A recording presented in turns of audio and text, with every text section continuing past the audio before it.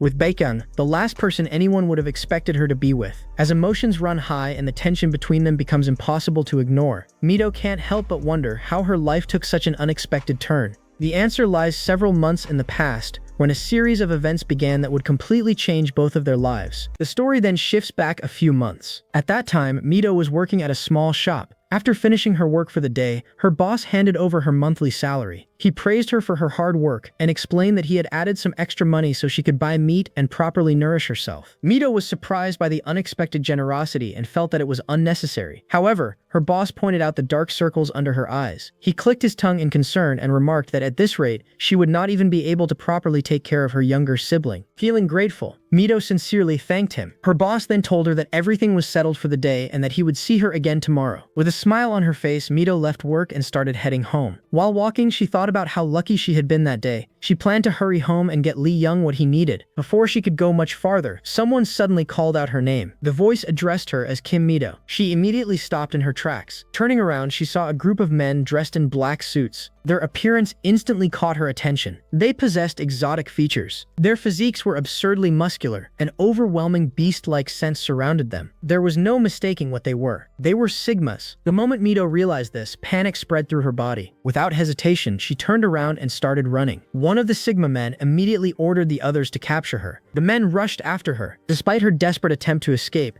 Mido was unable to run very far. The Sigma gang quickly caught up to her and restrained her. One of them informed her that resistance was pointless. According to him, her strength was nowhere near enough to escape from them. He even expressed surprise that she had thought about running away the moment she saw them. Before she could react, another man drove a brutal punch into her stomach. The impact forced the air from her lungs. She coughed violently and groaned in pain. As she struggled to remain conscious, one of the men ordered the others to take her away. Her vision gradually darkened. While slipping into unconsciousness, only one name escaped her lips: Lee Young. Sometime later, Mido slowly regained consciousness. When she opened her eyes, she found herself trapped inside a massive room that resembled a prison cell. The unfamiliar surroundings immediately filled her with unease. As she sat there, memories of what had happened earlier resurfaced in her mind. She remembered one of the Sigma gang members grabbing her hair forcefully. The man had informed her that they had taken ownership of her in exchange for canceling Kim Young-won's debt. From that point onward, they claimed to possess full rights over her body. The memory left Mido completely stunned. Her own father had sold her off. The realization cut deeply into her heart. Sitting alone in the corner of the room, she reflected on her life. She had spent her entire life hiding from the Sigmas because she could not endure the thought of being exploited by them. Yet despite all her efforts, she had still ended up in their hands. The reason was none other than the man she called her father. To Mido, Kim Young-won was a worthless and trashy bastard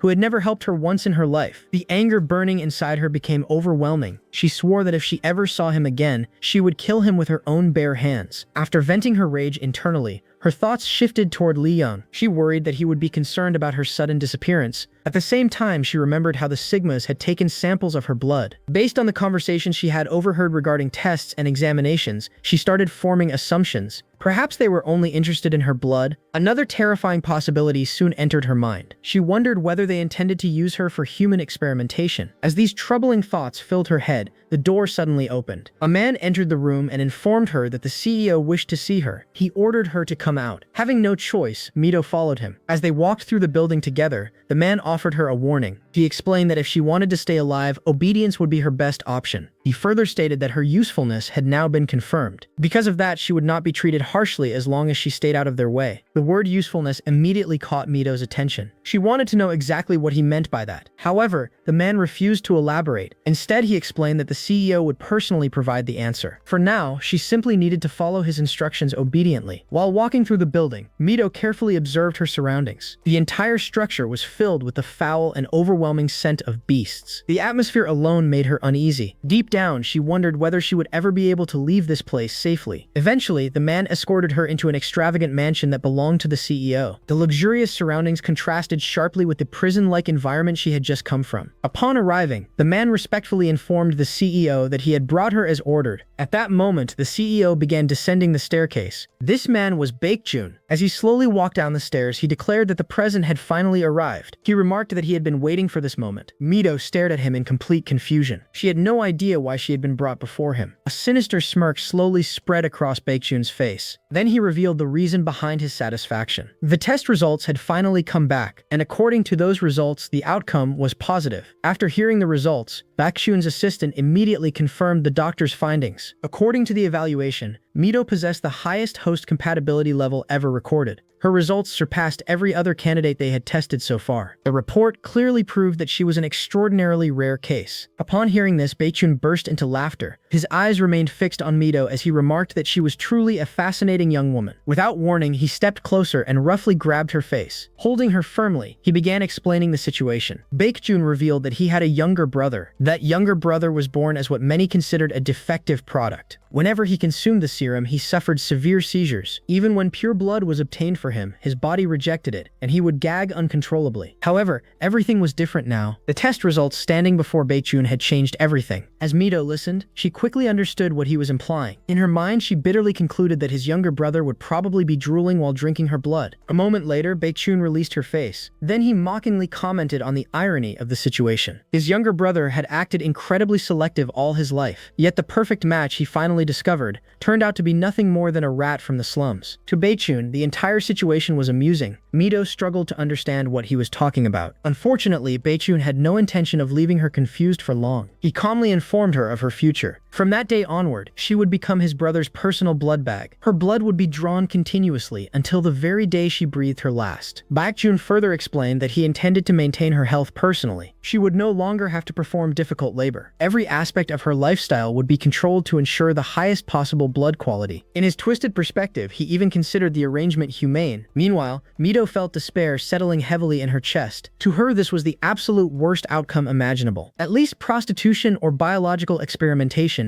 might have offered opportunities to escape. There would have been weaknesses to exploit. There would have been chances to run. But this situation was entirely different. She had become the exclusive prey of a single Sigma. Worse still, she had become the prey of that Sigma's family. Under the excuse of protecting her health, they would monitor every movement she made, every action, every step, every breath. The realization made her grimace internally. Escaping from such a situation would be extremely difficult. As Baekgyung observed the expression on her face, he seemed to misunderstand the source of her concern. With a casual tone, he assured her that there was no reason to worry about her body being used simply because she was female. His words caused Mido to flinch immediately. She could hardly believe what she was hearing. Baekgyung merely smiled. A grin slowly spread across his face as he clarified his statement. According to him, his younger brother might be sick, but he was not some pervert obsessed with bestiality. The statement instantly disgusted Mido. Inwardly, she realized once again how Sigmas viewed people like her. To them, Epsilons were not even considered proper human beings. The thought alone made her sick. Still, she concealed her true feelings. Instead, a small smirk appeared on her lips. She calmly agreed. After all, in her opinion, intimacy should only exist between human beings. As these thoughts passed through her mind, Mido began reflecting on the structure of the world itself. The world's population was divided into three major groups. The first group consisted of Sigmas. Sigmas were humans born with highly condensed yang energy. Their physical abilities far surpassed ordinary people. The second group consisted of Epsilons. Epsilons possessed condensed yin energy. Unlike Sigmas, their abilities revolved around healing and restoration. The final group consisted of Betas. Betas represented the overwhelming majority of humanity. Unlike Sigmas and Epsilons, they possessed no remarkable biological differences. Among all three groups, Sigmas stood at the top. Their bodies were massive. Their muscles were highly developed. Their strength allowed them to use their bodies like living weapons. Even their natural temperaments leaned toward aggression and violence. Although they represented only a tiny fraction of the population, they had successfully established themselves as humanity's apex predators. Yet despite their overwhelming power, Sigmas possessed a fatal weakness. That weakness was known as illusionary thirst. Whenever excessive yang energy accumulated inside a Sigma's body, a dangerous madness would emerge. A Sigma consumed by this thirst would suffer endless cravings. The condition would continue worsening until it eventually led to death. Only one thing could suppress the madness: the bodily fluids of an Epsilon. Because Epsilons possessed concentrated yin energy, their bodies provided the only effective treatment. As a result, the relationship between Sigmas and Epsilons became tragically predictable. Even after scientific advancements created serums designed to replace bodily fluids,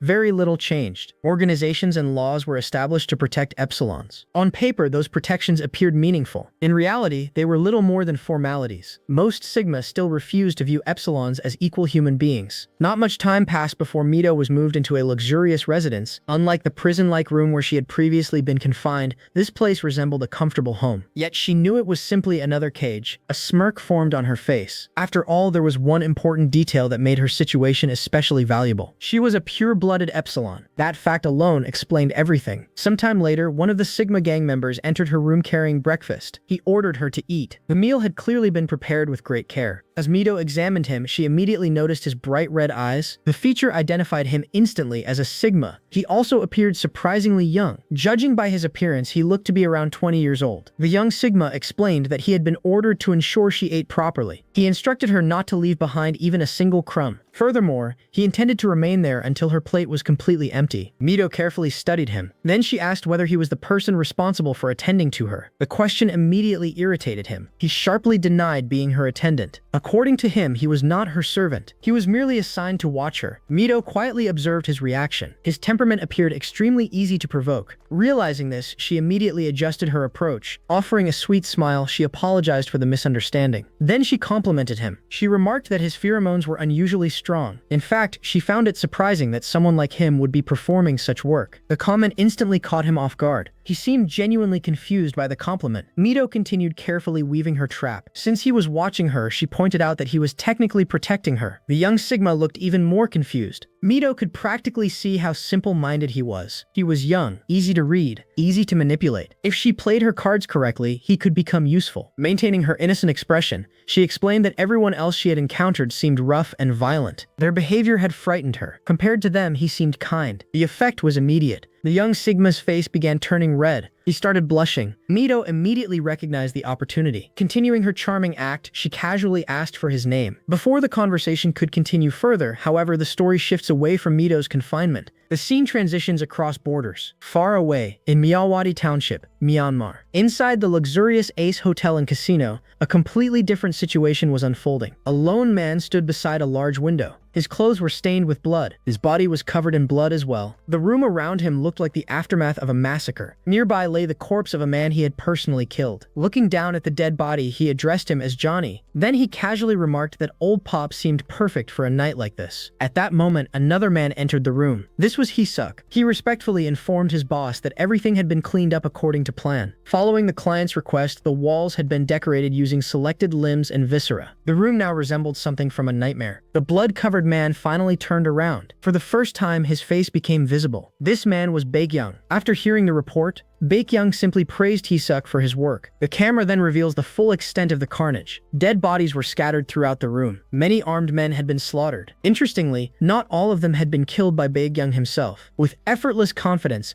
Baekgyung raised his knife into the air. The blade was completely soaked in blood. He casually spun it before gripping it once again. The display left both Hisuk and the accompanying guards visibly impressed. While examining the bodies, they commented on the fact that every victim had been armed. Yet Baekgyung had apparently dealt with them using nothing more than a single knife. Baekgyung casually responded that there had been plenty of objects available to use as shields. The conversation then returned to business. Johnny's death had been officially confirmed. With the mission complete, Hisuk informed him that their vehicle had arrived. It was time to leave. As they began walking away from the massacre scene, Hisuk suddenly looked concerned. Upon taking a closer look at Baekgyung, he noticed something unusual. Baekgyung's eyes had become noticeably red. Hearing this observation, Baekgyung quietly reflected on his condition. The cycle seemed to be approaching once again. Despite the danger, he merely smiled. He commented that he would need to return home as quickly as possible. Otherwise, he might end up starting a knife fight somewhere on the way back. A short while later, Hisuk remembered an additional message. He informed Baekgyung that a report had arrived from the mansion. According to the message, the chairman had prepared a special gift for him. Furthermore, the chairman seemed convinced that even Baekgyung would be unable to refuse this gift. Upon hearing that information, Baekgyung's smile deepened. His younger brother had apparently prepared something for him. The news immediately sparked his curiosity. In fact, he admitted that the anticipation was already making him impatient. On the other side, Kim Mido was sitting with Woojin, casually playing cards. Round after round, she kept winning without much difficulty. As she watched him fumble through the game, she quietly concluded that the situation was unfolding exactly as she had expected. Museo was even sloppier than she had initially thought. After only a few days, he had already let his guard down completely. Meanwhile, Wushin scratched the back of his head and laughed. The game had become incredibly addictive for him. He admitted that he had even spent time playing it on the train the previous day because he could not stop thinking about it. Mido smiled slightly at his confession. Since he was already familiar with the game, she found it amusing that he had acted like a complete beginner when they first started playing together. Wushin brushed off the accusation and immediately demanded another round. He was convinced that this time he would finally win. Mido, however, remained skeptical. She pointed out that he was probably planning to cheat again. The accusation immediately made Wujin flustered.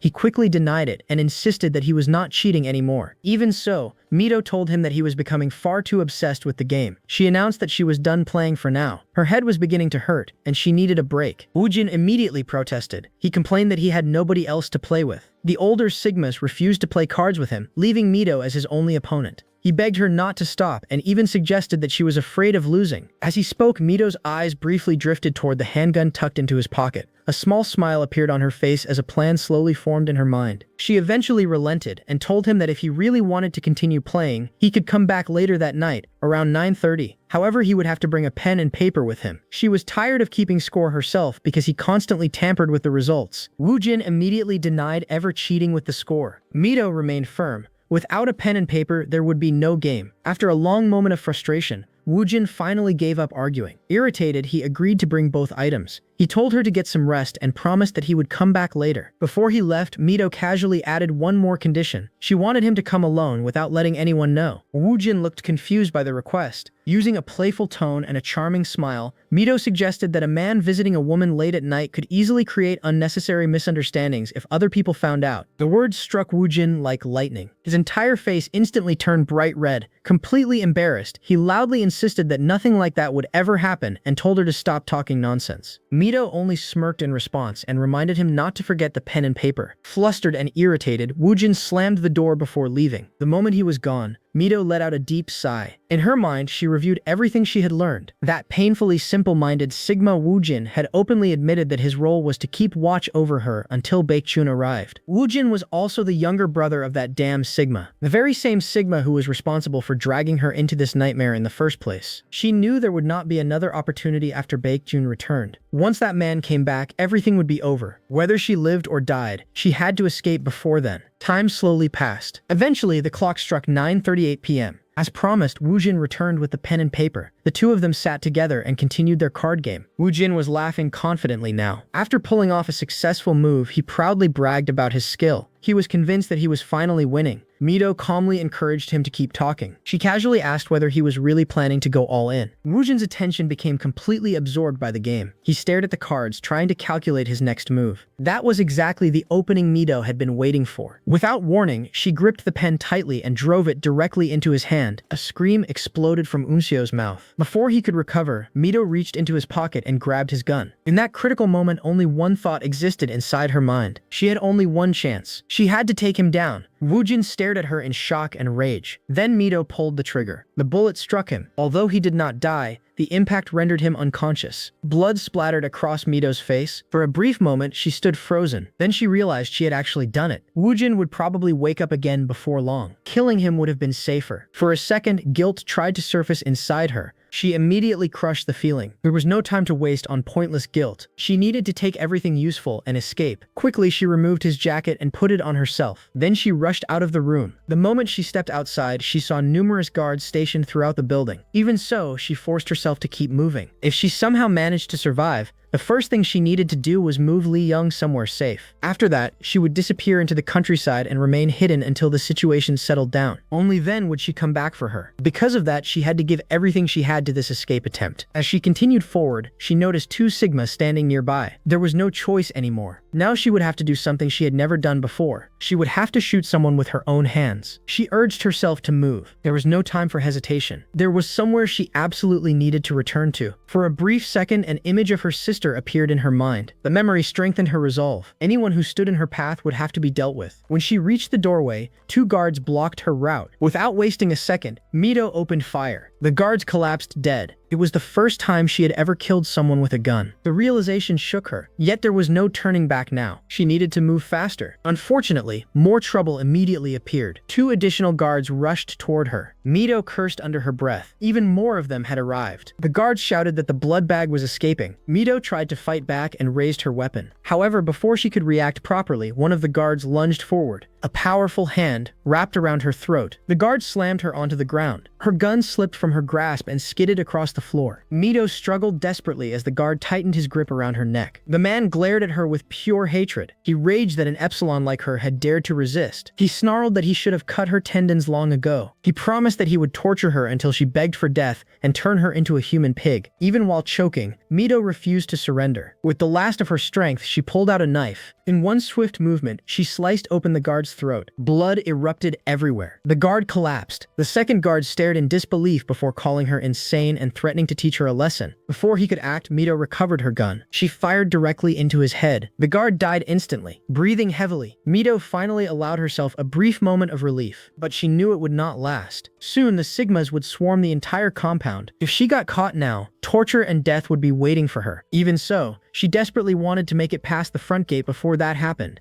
Gathering her remaining courage, she rushed toward the exit. Finally, she reached the door and pushed it open. The sight waiting outside instantly froze her in place. Shock surged through her entire body. At that exact moment, Baekgyung arrived with his gang. For a split second, Mido could only stare. Out of everyone who could have appeared, Baekgyung had chosen this exact moment to arrive. And suddenly, her desperate escape had become even more complicated. Mido looked at Baekgyung and immediately found herself distracted by how ridiculously handsome he was. For a brief moment, her thoughts completely drifted away from the desperate situation surrounding her. Even with death seemingly right in front of her, she could not help noticing his striking appearance. The realization irritated her. She silently scolded herself for thinking about something so absurd at a moment like this. Frustration flashed across her face. Without hesitation, she pulled out her knife and pointed it directly toward him. Her eyes burned with determination as she searched for a chance to attack. However, the moment she looked around, her hopes were crushed. Countless guards surrounded Baekgyung from every direction. The entrance was completely blocked. A feeling of helplessness washed over her. She realized there was no path left for escape. The odds were impossible. With a bitter expression, she slowly gave up on the idea of fighting through them. Instead, she raised the knife toward her own throat. Her grip tightened around the handle as despair settled into her heart. She had wanted to at least cross the front gate before dying, but even that small wish had been denied. The atmosphere became tense. Everyone expected chaos. Yet Baekgyung reacted differently. He stared at her deeply. His gaze remained fixed on her face. For some reason, his cheeks gradually turned red. He actually became shy. The sight was so unexpected that even his expression softened. A strange silence filled the area. Then he suddenly instructed Hisuk to let her go. Hisuk was visibly confused. Before anyone could properly react, Baekgyung's body suddenly gave out. He collapsed straight to the ground. The surrounding guards rushed toward him in alarm. Concern spread through the crowd. Mido stared in disbelief. She could not understand what was happening. None of it made sense. In her mind, she firmly convinced herself that it had absolutely nothing to do with her. As far as she was concerned, she was simply witnessing a ridiculous spectacle moments before her death. The scene became increasingly chaotic. Hisa quickly moved to support Baekgyung and helped lift him from the ground. Despite the confusion, he firmly relayed Baekgyung's command. The order was clear. Mido was to be kept alive. Some of the guards looked displeased, but none dared oppose the command. Moments later, one of them struck Mido in the neck. The blow was precise and powerful. Her vision blurred instantly. Darkness swallowed her consciousness. She collapsed and lost awareness. As the scene faded, the truth about Baekgyung was revealed. Baekgyung was known as a natural-born warrior among Sigmas. His reputation was legendary. Not only did he possess exceptional judgment, but he also showed absolutely no mercy in combat. Countless enemies feared his name. He was considered a monster capable of walking alone into enemy territory and returning completely unharmed. His strength bordered on the unbelievable. However, even someone like him possessed a fatal weakness. It was a unique constitution that was incompatible with any epsilon. His body suffered from an incurable hunger for illusions. The condition tormented him endlessly. Seizures and hallucinations returned in recurring cycles. Each episode became more difficult than the last. Over time, the suffering pushed him toward narcotic painkillers. Eventually, he came to rely on them. The drugs allowed him temporary relief, but the cost was severe. Sometimes he would lose consciousness for days at a time. His body continued to deteriorate little by little. Time passed. The scene gradually shifted. Baekgyung finally regained consciousness. After waking up, he immediately called for Hisuk. He ordered his assistant to come to his room within 30 minutes. Exactly 30 minutes later, Hisuk arrived. The timing was flawless. By then, Baekgyung had already finished showering. Freshly dressed, he sat comfortably on a sofa. Although his appearance looked calm, traces of exhaustion still lingered beneath the surface. His condition remained fragile. He casually asked Hisuk whether he had passed out that day. Hisuk confirmed that he had. Baekgyung quietly drank some water. His expression became slightly awkward. He remarked that he must have looked pathetic. A faint sense of embarrassment appeared on his face. Hisuk immediately disagreed. He reminded him that he had taken a tranquilizer strong enough to drop an elephant. Given the circumstances, there was nothing pathetic about what had happened. Still, Hisuk admitted that he had been genuinely worried. There had been moments when he feared Baekgyung might never wake up again. The long period of unconsciousness had frightened everyone. Baekgyung simply laughed. His laughter carried both amusement and resignation. Considering the state of his body, he felt it would not be strange if death arrived at any moment. There was no fear in his voice, only acceptance. Afterward, his thoughts shifted elsewhere. He asked whether the woman was still alive. Hisuk confirmed that she was. For the time being, Mido had been locked inside the underground prison. It was the only way to protect her. Otherwise, the others would have killed her immediately. Many of the men had demanded her execution.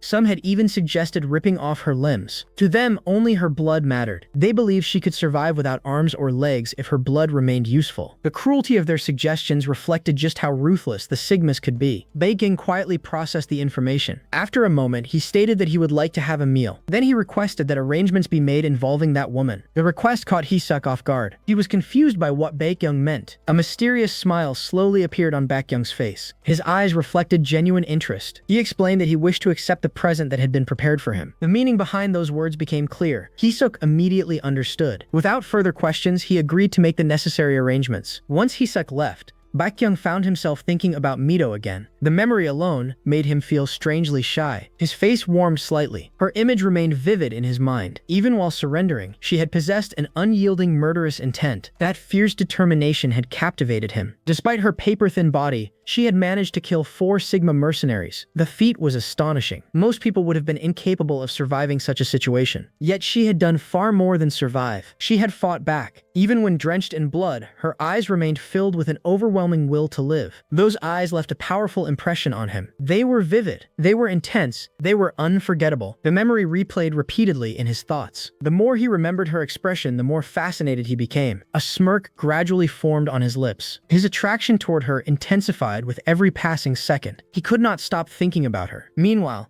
elsewhere in the compound, Mido was brought into a room. She was forced into a chair. Her hands were tightly restrained. The ropes dug into her skin, making movement impossible. She had been given a simple order. If she wanted to live, she was to remain still. Hours seemed to crawl by. The waiting became exhausting. Fatigue slowly overtook her. Her body ached from everything she had endured. The atmosphere felt suffocating. Then footsteps echoed through the room. The door opened. A familiar figure appeared. Baekgyung entered with a relaxed smile. His eyes immediately settled on Mido. The distance between them slowly closed. The long-awaited meeting had finally arrived. Standing before her, Baekgyung greeted Mido with a calm and pleasant expression, marking the beginning of their first official encounter. The moment Mido saw the unfamiliar man, confusion flashed across her face. Her mind raced as she tried to understand the situation. She could hardly believe what she was seeing. She wondered when he had arrived, and why he was suddenly standing before her. Baekgyung studied her quietly before commenting that her face looked far more haggard than when he had first seen her. There was genuine regret in his expression as he explained that he had heard she had been treated harshly. He apologized, saying that it had happened because of him. Mido immediately recognized him. He was the man she had bumped into in front of the gate earlier. As she stared at him, a realization slowly formed in her mind. She began wondering if this man could be the person Baekgyung had mentioned before. The room fell silent. Since Mido remained quiet, Baekgyung slowly leaned closer toward her face. His sudden closeness made her tense. He carefully asked whether she might be mute. His face was now far too close for comfort. Mido immediately felt uncomfortable. She thought that he was standing way too close. Gathering herself, she finally answered that she could speak. The response seemed to genuinely relieve him. A warm smile appeared on Baekgyung's face as he sat down in a nearby chair. He admitted that he was glad to hear that because he had not been confident in his ability to learn sign language. He then calmly introduced himself as Yo Baekgyung. Mido found herself even more confused. Everything about him felt strange. His eyes were pitch black, yet he lacked the intimidating aura she usually associated with Sigmas. He felt oddly colorless and odorless, almost impossible to categorize. The contrast unsettled her. She continued wondering whether this was the brother of Baekgyung that she had heard about. Without warning, Baekgyung suddenly shifted the conversation in a completely unexpected direction. He explained that he was 2 years older than her, but they shared the same zodiac sign. He revealed that he was a Pisces as well. Mido was visibly shocked by the abrupt topic change. Meanwhile, Baekgyung continued speaking as if everything were perfectly normal. He explained that people often described Pisces as imaginative and romantic individuals with a strong love for art. He admitted that he thought the description was somewhat true in his own case. He then turned his attention toward Mido and wondered whether she also had an appreciation for art. Mido could barely process what was happening. She found herself wondering who this man really was. The situation felt absurd. After locking someone up against their will, he was now discussing horoscopes as though they were casually meeting at a cafe. Baekgyung explained that he had heard it was easier to become friends when people shared something in common. However, he could tell that Mido was not impressed. A small look of disappointment crossed his face. He admitted that it was a shame because he had wanted to make a good impression on her. Frustrated by the bizarre conversation, Mido finally demanded an explanation. Baekgyung's expression softened. He explained that, as she had probably already heard, he was a patient with a unique constitution. He then revealed the truth. Mido was his only hope. For the first time, he had finally met someone who might be able to save him. Because of that, he believed it was only natural that he would want her to think well of him. There was sincerity in his voice as he admitted that he regretted the circumstances that had forced them together. Even so, he confessed that he was genuinely happy to have met her. He promised that he would treat her well from now on. He then proposed that they try living together in the estate. At the same time, he made it clear that the choice was hers. If she refused, he would not personally force her to stay. Unfortunately, the Sigmas outside would likely kill her before she even crossed the gate. Baekgyung then revealed that his own situation was just as desperate. If things continued the way they were, he feared that one day he might put a gun in his mouth and pull the trigger. His voice remained calm, but the darkness behind those words was impossible to ignore. However, he believed that if they stayed together, they could guarantee each other's survival. He sincerely asked her to accept. To make matters worse, he looked at her with innocent puppy-like eyes. Mido knew she was trapped. She was not in any position to escape. The reality was painfully simple. Refusal practically guaranteed death. After weighing her options, she reluctantly accepted. However, she immediately laid down a condition. She informed him that she was malnourished and anemic. Because of that, she preferred having her blood drawn only once a month. Baekgyung accepted her request without hesitation. He promised that he would pay extra attention to her health. He then sincerely thanked her for coming to an agreement with him. Sometime later, the atmosphere shifted. After Baekgyung left on a business trip, Hisuk came to visit Mido instead. Annoyed, Mido asked where Baekgyung was and wondered why it was always Hisuk who showed up. Immediately irritated, Hisuk handed her a card key. He scolded her for casually calling the boss by his given name and questioned whether she had lost her mind. He then informed her that Baekgyung had gone on a business trip. To Mido's surprise, Hisuk explained that she was now free to move around the interior grounds. These orders had come directly from Baekgyung himself. Mido was stunned. She demanded to know why they were suddenly allowing her outside. At that moment, Hisuk remembered Baekgyung's explanation. Baekgyung had worried that Mido might become depressed if she remained locked up because she was a sensitive Pisces. The memory instantly irritated Hisuk. Internally cursing the ridiculous zodiac reasoning, he reluctantly repeated that those had been Baekgyung's instructions. Before leaving, he warned her not to cause any trouble. Once Hisuk disappeared, Mido finally stepped outside. Fresh air touched her skin for the first time in a long while. She looked around carefully, almost unable to believe she was no longer confined indoors. For a brief moment, she felt a sense of freedom. Her gaze soon landed on a massive tree. She wondered whether climbing it might allow her to escape. The possibility seemed real, yet she immediately remembered the harsh reality. If she tried, she would likely be blown apart before reaching safety. The memory returned vividly. She remembered Baekgyung gently fastening a device around her ankle. At the time, he had calmly explained that it was a GPS-equipped explosive ankle monitor. The device would automatically detonate if she crossed the wall. He had admitted that he had not wanted to take things that far. Unfortunately, she had killed 4 members of his staff. Baekgyung had even casually remarked that the monitor looked surprisingly pretty on her. According to him, her thin ankles made it suit her nicely. The memory left Mido irritated. Before she could think further, a Sigma suddenly pointed a gun at her head. The man casually asked another Sigma whether he should simply kill her right there. Epsilon quickly stopped him. He reminded the man that the young master had ordered them to keep her alive. The other Sigma clicked his tongue in frustration. He complained about how much longer he would have to tolerate her existence. He openly admitted that he wanted to slit her throat. Mido immediately realized how meaningless her card key really was. No matter where she went, murderous intent surrounded her from every direction. With visible annoyance, she pushed the gun aside and began walking away. She decided that returning indoors was the smartest choice for the day. After finding a quiet corner, she sat down alone. She concluded that she would have to come outside only when nobody else was around. Unfortunately, her peaceful moment did not last. A furious voice suddenly echoed through the area. Woojin stormed toward her. He angrily called out her name and demanded to know how she could have betrayed him. Mido immediately noticed that he had already recovered. She assumed it was because he was a Sigma. Woojin continued shouting. He demanded to know whether she understood how difficult his life had become because of her actions. Mido found him incredibly annoying. Without hesitation, she stood up and brushed his hand away. She reminded him that there was nothing between them that justified talk of betrayal. She asked whether she had been expected to worry about his circumstances while desperately trying to escape herself. She then coldly told him to be grateful that he was still alive after being overpowered by someone he had once looked down on. Mido reminded him what had happened to the others. She admitted that she should have killed him as well. She regretted holding back. The words instantly shook Woojin. Fear flashed across his face. Mido then pressed her sharp nails against his throat. With a chilling expression, she told him to consider the experience a cheap life lesson. She also made it clear that she never wanted to see his face again. Woojin stood frozen in terror. Meanwhile, Mido quickly walked away. She wanted to leave as fast as possible. Suddenly, she felt a hand grab her shoulder from behind. The touch immediately triggered pain. That exact shoulder was where she had been attacked and knocked unconscious before. Woojin asked whether that was really the end of the conversation. After rubbing the back of his neck awkwardly, he admitted that she had an incredibly obnoxious way of speaking. However, he then revealed what he had actually taken from her words. According to his interpretation, she had spared him because it was him. Mido became confused. She had no idea what he was talking about. Woojin continued anyway. He admitted that he had originally planned not to let the matter go if they ever met again. Still, after hearing her explanation, he felt she had a point. He confessed that he probably would have killed anyone who stood in his way while escaping too. Since she had spared him, he concluded that she must have been looking out for him. The conclusion horrified Mido. Without wasting another second, she rushed into her room and locked the door behind her. Outside, Woojin continued calling for her. He repeatedly asked her to tell him whether he was right or wrong. Mido leaned against the door with growing frustration. The entire place felt like a den of lunatics. Every day brought a new kind of madness. She resolved to stay as unnoticed as possible. She promised herself that she would remain careful and keep a low profile. The scene opened with Kim Mido standing under a shower. Warm water poured over her body, but it did little to wash away the bitterness lingering inside her mind.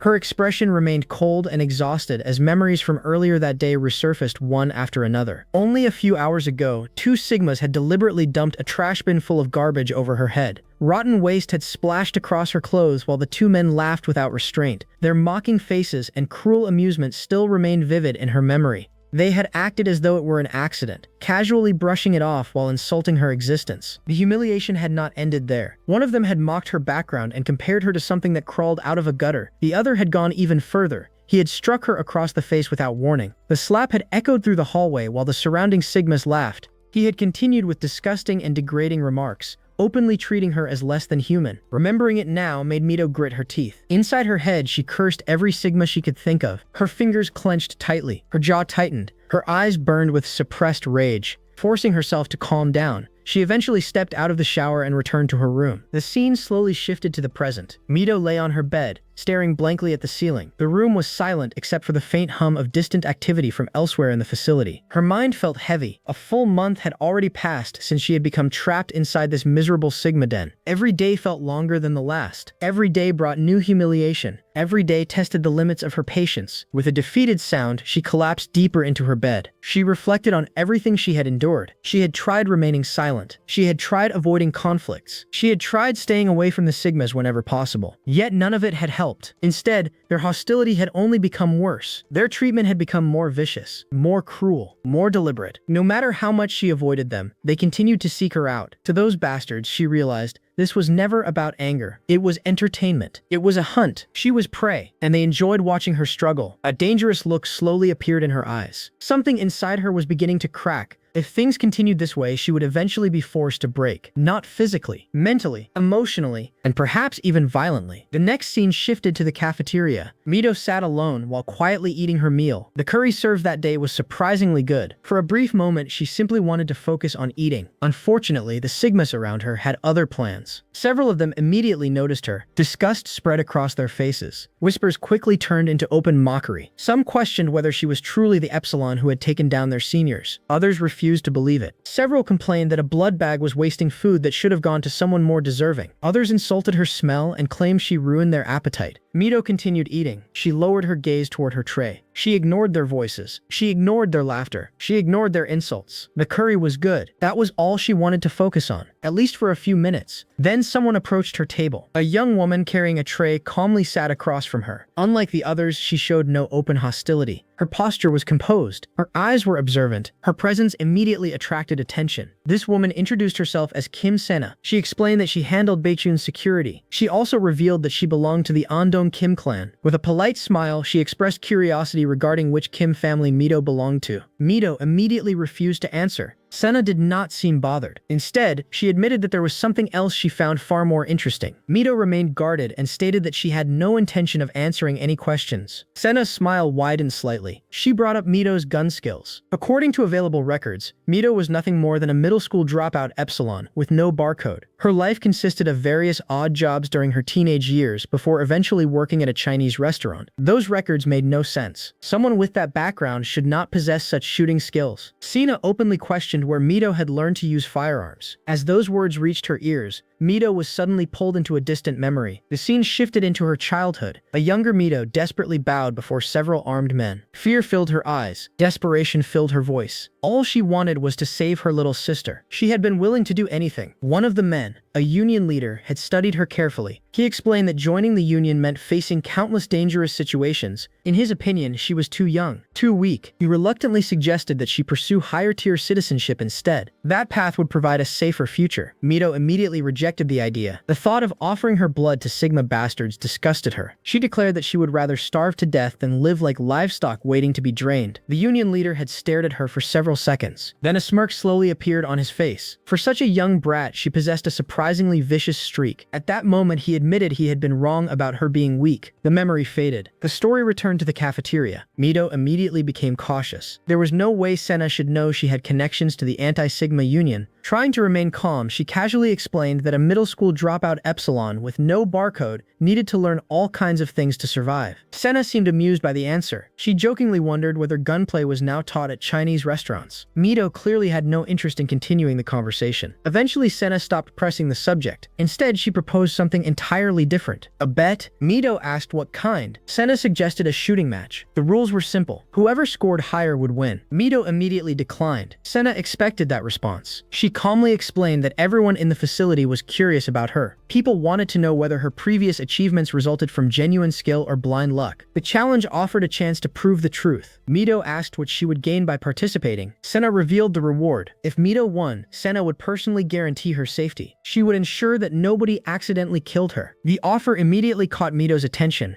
Then she asked what would happen if she lost. Sena's smile became colder. She explained that she personally had no intention of harming Mido. However, if her skills were exposed as fraud, the others would quickly lose interest in restraint. Sooner or later, someone would tear off a limb or two. The threat was delivered casually, almost playfully, yet everyone understood it was completely serious. Soon afterward, preparations for the shooting match began. The atmosphere grew tense. Curious spectators gathered. Whispers spread throughout the facility. Mido calmly requested a Glock 17. One Sigma questioned whether Sena would get into trouble with Baekgyung for organizing such an event. Sena dismissed the concern. Something this small would not matter. She then reviewed the match conditions. 17 rounds, 30 meters, 20 seconds, reload included. Finally, she asked Mido what shooting order she preferred. Without hesitation, Mido chose to go first. The crowd watched closely as she stepped toward the shooting position. Many expected failure. Others expected a miracle. Nobody looked away. Mido steadied herself. Her breathing slowed. Her focus sharpened. The world around her seemed to disappear. Only the target remained. Then she pulled the trigger. At that exact moment, the narrative shifted elsewhere, far away from the facility, far away from Korea. The scene moved to the Atlantic Ocean near the western coast of Africa. A military operation was nearing its conclusion. Inside a temporary tent,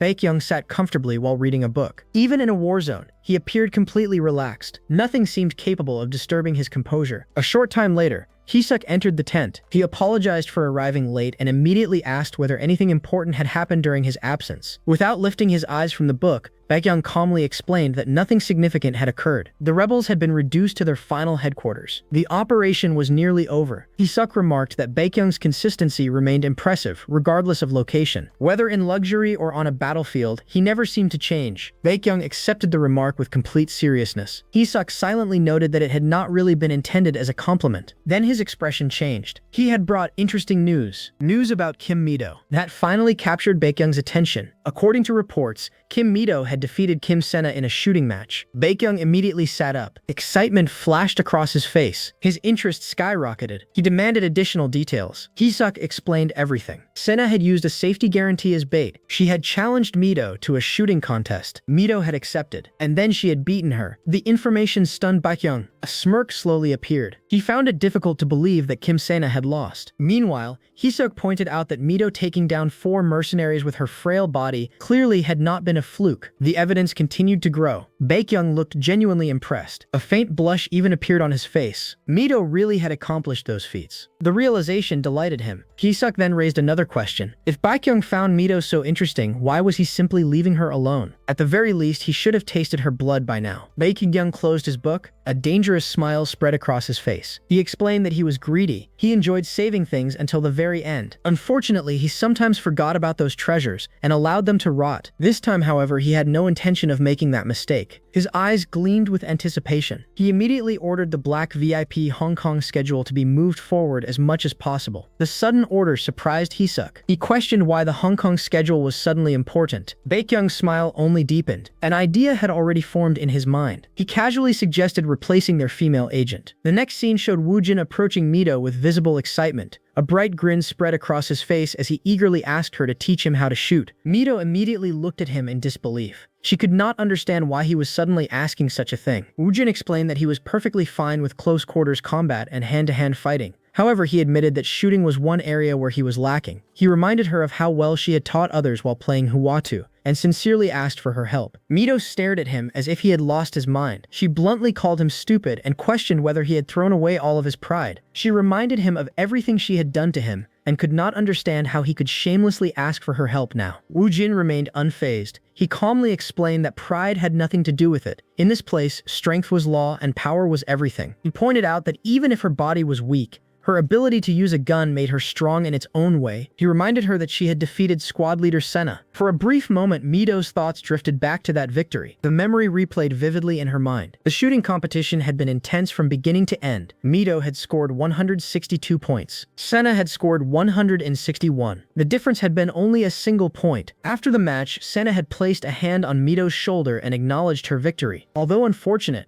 Mido had won with 162 points. Sena had then declared that from that day onward, nobody would pick fights with Mido again. She had sworn it on her own name. At that time, Mido had been completely confused. In terms of posture, technique, and overall skill, Sena had clearly been superior. Yet somehow Mido had won, and she had won by only 1 point. Memory slowly faded. The story returned to the present. Woojin looked at Mido with complete sincerity and declared that he would treat her as his teacher from now on. He even offered to pay tuition if necessary. All he wanted was for her to teach him a little. Mido immediately turned away and started walking. She told him that she did not have the skill to teach anyone. Woojin quickly called after her, asking where she was going. As she walked away, Mido became increasingly suspicious. She could not understand what Woojin was really trying to accomplish. The scene smoothly shifted as Mido headed toward the medical office inside the residence. The atmosphere there was cold and clinical. After checking her condition and examining her blood results, Dr. Weijie informed her that there was nothing wrong with her health. According to him, she was perfectly fine and free to leave. His words sounded dismissive. Mido could not help thinking that she had not come all the way there for something as simple as that. She found it annoying that he was making such a fuss despite being the one who had summoned her. Dr. Weijie then remembered something. He pointed out that her blood had not been drawn yet. Mido quietly confirmed that he was correct. After a moment of silence, Dr. Weijie suddenly brought up Baekgyung. He wondered what kind of thoughts were going through that man's head. He could not understand why Baekgyung was leaving Mido alone like this. Mido admitted that she was not sure either. She assumed Baekgyung was simply too busy to pay attention to her. Once her visit ended, Mido left the medical office. As she walked through the residence, she noticed the other Sigmas nearby. A realization slowly dawned on her. Ever since her bet with Sena, their attitudes had clearly changed. The constant harassment had disappeared. They no longer tried to provoke her or pick fights with her. Instead, they had chosen a completely different approach. Now they treated her as if she were invisible. Oddly enough, Mido found this much more convenient. She could move around freely without unnecessary trouble. Feeling relieved, she stretched her arms. At that exact moment, a familiar voice suddenly came from behind her. The voice jokingly asked whether she was trying to communicate with aliens. Mido turned around. Standing there was Baekgyung. His unexpected appearance caught her attention immediately. She greeted him politely. Baekhyun's eyes moved across her figure as he carefully observed her condition. He noted that the injury she had suffered before appeared to have healed completely. Mido confirmed that she was doing much better now. Baekgyung gently reached for her hand. As he examined it closely, his expression softened. He noticed a scar. The sight clearly upset him. He quietly commented on how unfortunate it was. Then he asked whether she had been doing well while he was away. Mido quickly pulled her hand back and nodded. Seeing that response seemed to satisfy him. Baekgyung explained that he had been away on a business trip. Mido mentioned that she had heard about the trip from Hisuk. The moment Hisuk's name left her mouth, Baekgyung's expression noticeably cooled. A subtle possessiveness flashed across his face. He commented that the two of them must have become close. He questioned when they had become familiar enough to call each other by their names. The sudden reaction made Mido slightly nervous. She quickly clarified that they were not actually close. She explained that Hisuk had spoken casually to her during their very first meeting. She had simply responded in the same manner. Unsure of his reaction,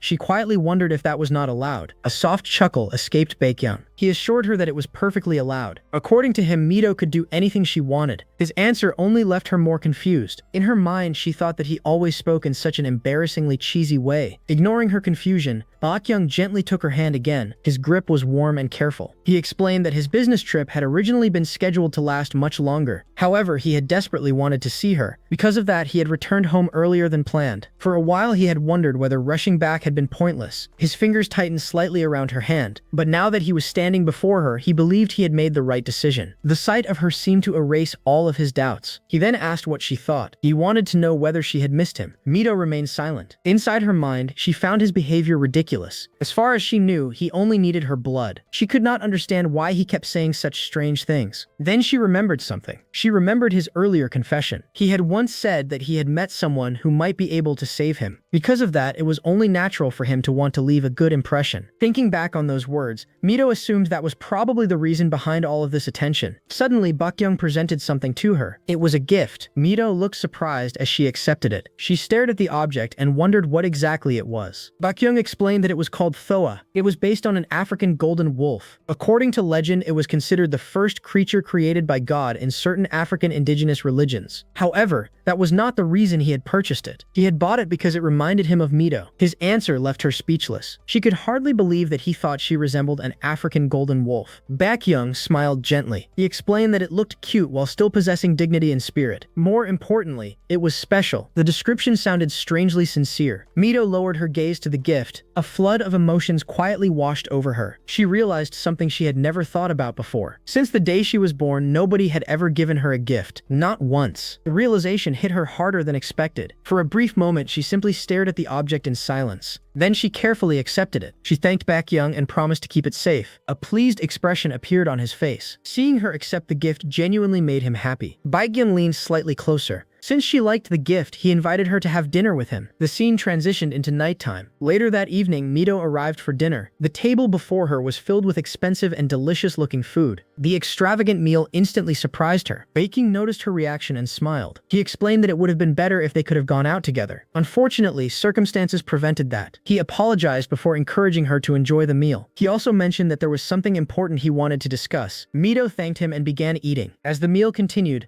Baekgyung casually asked whether anything had happened while he was away. Mido replied that nothing significant had occurred. Baekgyung then brought up the shooting contest. He had heard about her victory over Senna. The news had honestly surprised him. He asked whether she had received tactical training before arriving there. Mido immediately denied it. She explained that she had never received any formal training. However, she had spent her entire life in Suwon. Because of that environment, she had at least learned how to hold a gun properly. Baekgyung smiled with clear pride. He told her that learning those skills had been a good thing. Now everyone knew what she was capable of. He admitted that he was proud of her. The warmth in his voice was unmistakable. After a brief pause, his expression gradually became serious. There was something important he wanted from her. He carefully revealed that he had a favor to ask. The atmosphere around the dinner table shifted. The conversation had finally reached its true purpose. The Baekgyung then asked for Mido's help with his new mission. Mido was left shocked and confused when the topic of a mission was suddenly brought up. While calmly lifting his food with a fork, Baekgyung revealed that he was planning to travel to Hong Kong on a business trip the following week. He explained that he wanted Mido to accompany him on that trip. With a faint smirk on his face, Baekgyung disclosed the true purpose of the mission. The assignment involved assassinating a target in Hong Kong. The target's name was Mingwei. Baekgyung explained that Mingwei was 58 years old. Publicly, he was known as the representative of a holdings company. However, behind that respectable image, he was actually an illegal trader connected to the triads. According to Baekgyung, Mingwei had recently provoked a very dangerous individual by aggressively expanding into a new business sector. That dangerous individual happened to be their client. Baekgyung continued explaining the operation. The following Friday, a birthday party would be held for Mingwei's favorite mistress. Their team intended to eliminate Mingwei during that event.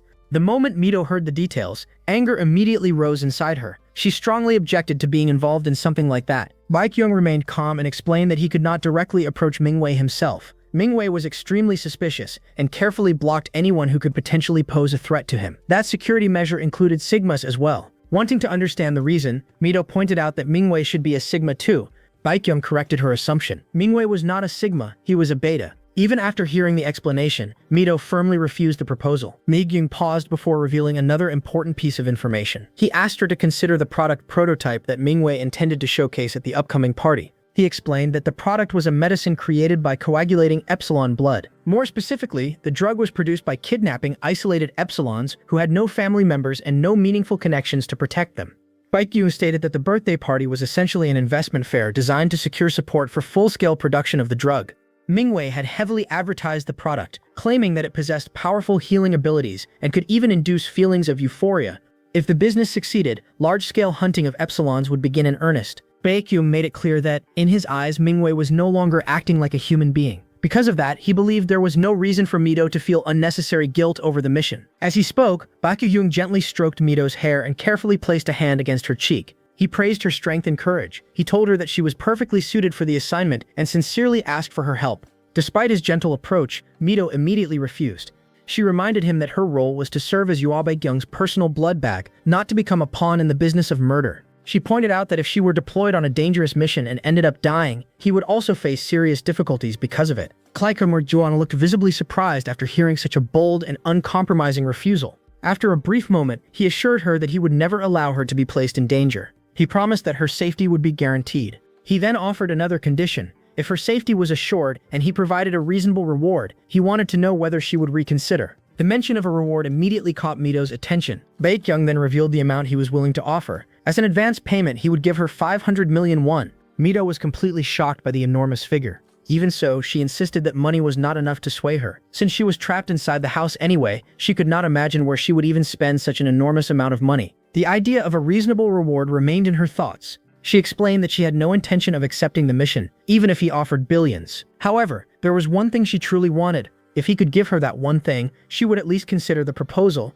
Baekgyung immediately asked what she wanted. A sad expression appeared on Mido's face. She explained that she had been kidnapped without warning and taken away from her normal life. Because everything had happened so suddenly, she had never been able to properly say goodbye to her younger sibling. At the very least, she wanted a chance to let her sibling know that she was still alive. Baekgyung listened carefully before asking whether that sibling was someone truly precious to her. Mido looked at him with visible surprise after hearing the question. Baekgyung responded with a smile. Without hesitation, he agreed to her request and declared that they had a deal. Later that night, after the conversation had ended, Mido lay alone in bed thinking about everything that had happened. Her thoughts drifted toward the upcoming trip. Hong Kong would be her first experience traveling abroad. As she reflected on the situation, she remembered the times when Baekgyung had been away on his various business trips. During those absences, she had secretly tried gathering information about Baekgyung from the Sigmas around her. However, every Sigma she approached reacted with disgust and refused to speak about him. She had learned that the world of Sigmas was governed by harsh laws of nature. Being an ignored Sigma within such a society was highly unusual. What puzzled her even more was the fact that Baekgyung constantly accepted dangerous missions despite being the younger brother of the representative. The contradiction made her wonder about his circumstances. Several possibilities crossed her mind, including the idea of nepotism or workplace bullying. No matter the explanation, one fact remained certain in her mind. Jihyun Baekgyung was completely different from an ordinary Sigma. Whenever they ate together, he consumed nothing but salad. A Sigma who preferred a vegetarian diet seemed strange enough already. Her thoughts then shifted toward another mystery. She began thinking about the blood collection issue.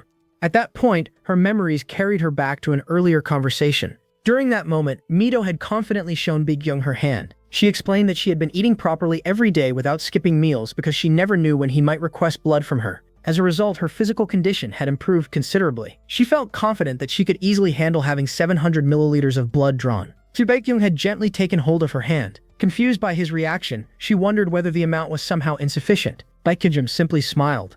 He reassured her that the amount was not the issue. Then he revealed something unexpected. For the time being, he had absolutely no intention of drawing blood from her. The memory faded, and Mido returned to the present.